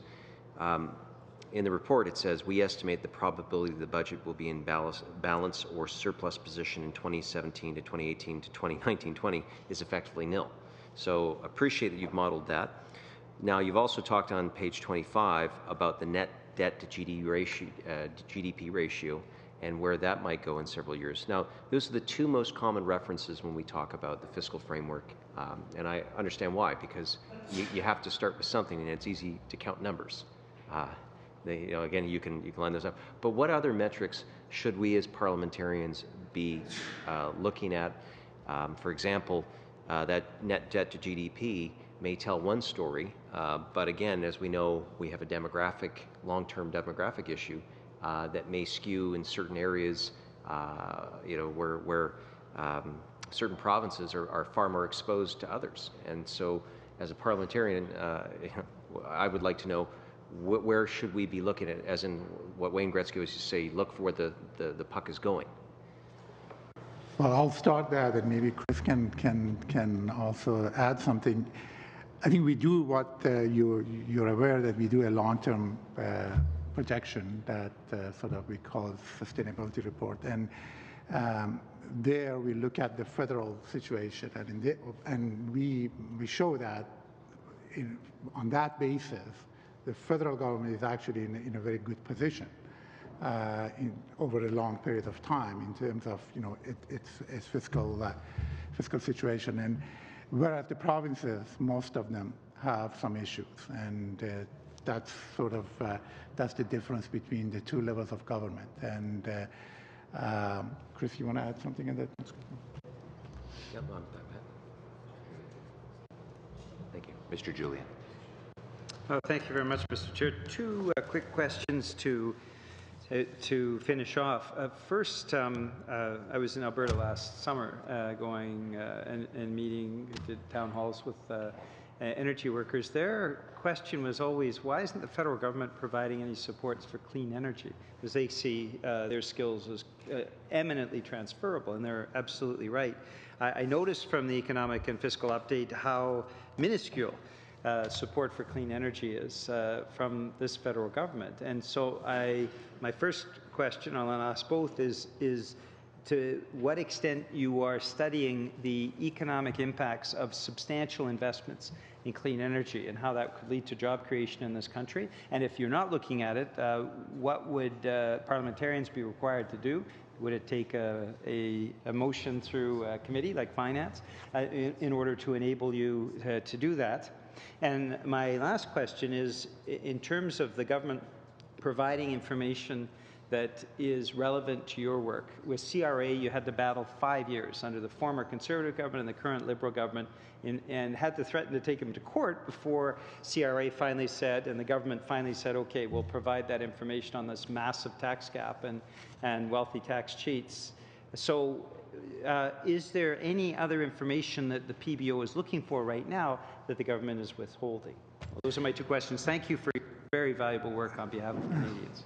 Thank you. On the first one, I can't. We haven't really done anything on what you mentioned in terms of the clean energy, and if there is some kind of emotional request or from a parliament, then we will certainly look at that and see whether it is feasible for us to do that, given our resources and the expertise that we have in the office. So that's for that. On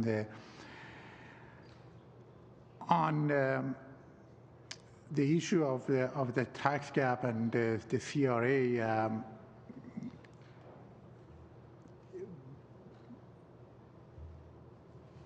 I assume that that's something that we can look at, but I can't really tell you exactly what the impact is right now. I think that's time. And a closing question. The reference back to net debt to GDP refers only to the federal government's debt. Typically, this government has used as its anchor the federal debt to GDP ratio. As you point out, provinces have their own debts, and as we all know, households are extremely indebted. If the economy is a workhorse and that workhorse is pulling a wagon up a hill, in that wagon it has debt to pull. It's not just the federal government's debt that's in that wagon that must be pulled up the hill. That one horse has to carry federal, provincial debt plus corporate debt plus personal debt, because we only have one Canadian economy, one GDP of roughly $2 trillion. Do you think we should, when we're judging the ability of governments to borrow more, consider the total debt load of the nation rather than just of one level of government?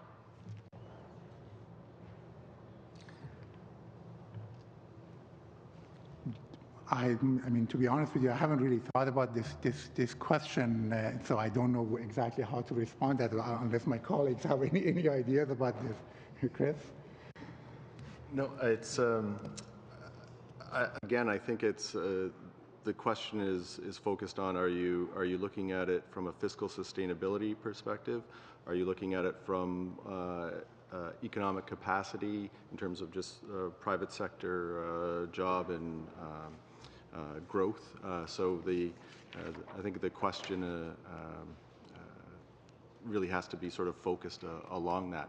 In terms of overall sustainability from the government sector, part of those high debt loads in the public sector could be captured indirectly through the risk premium that a government would have to pay in financial markets. So financial markets are aware of the government's ability to raise revenue from heavily indebted households. So that will sort of, either they will charge an additional premium because they know that the probability of a credit risk is higher. That will be picked up through there. So really the signal it should be coming from financial markets. And right now, financial markets, at least for Canada, the Government of Canada can borrow or issue 10-year bonds or 30-year bonds at about 2.5 to like 2.75%. So right now, at least from a financial market perspective, those concerns aren't there.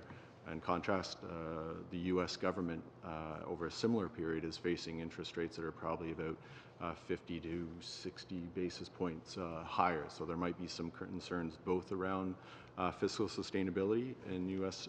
Debt levels, and maybe not so much on the household side. But those financial markets should be able to price that, price that credit risk appropriately. Thank you very much, and thank you for your testimony. This has been very helpful to us as parliamentarians. Meeting adjourned. Thank you.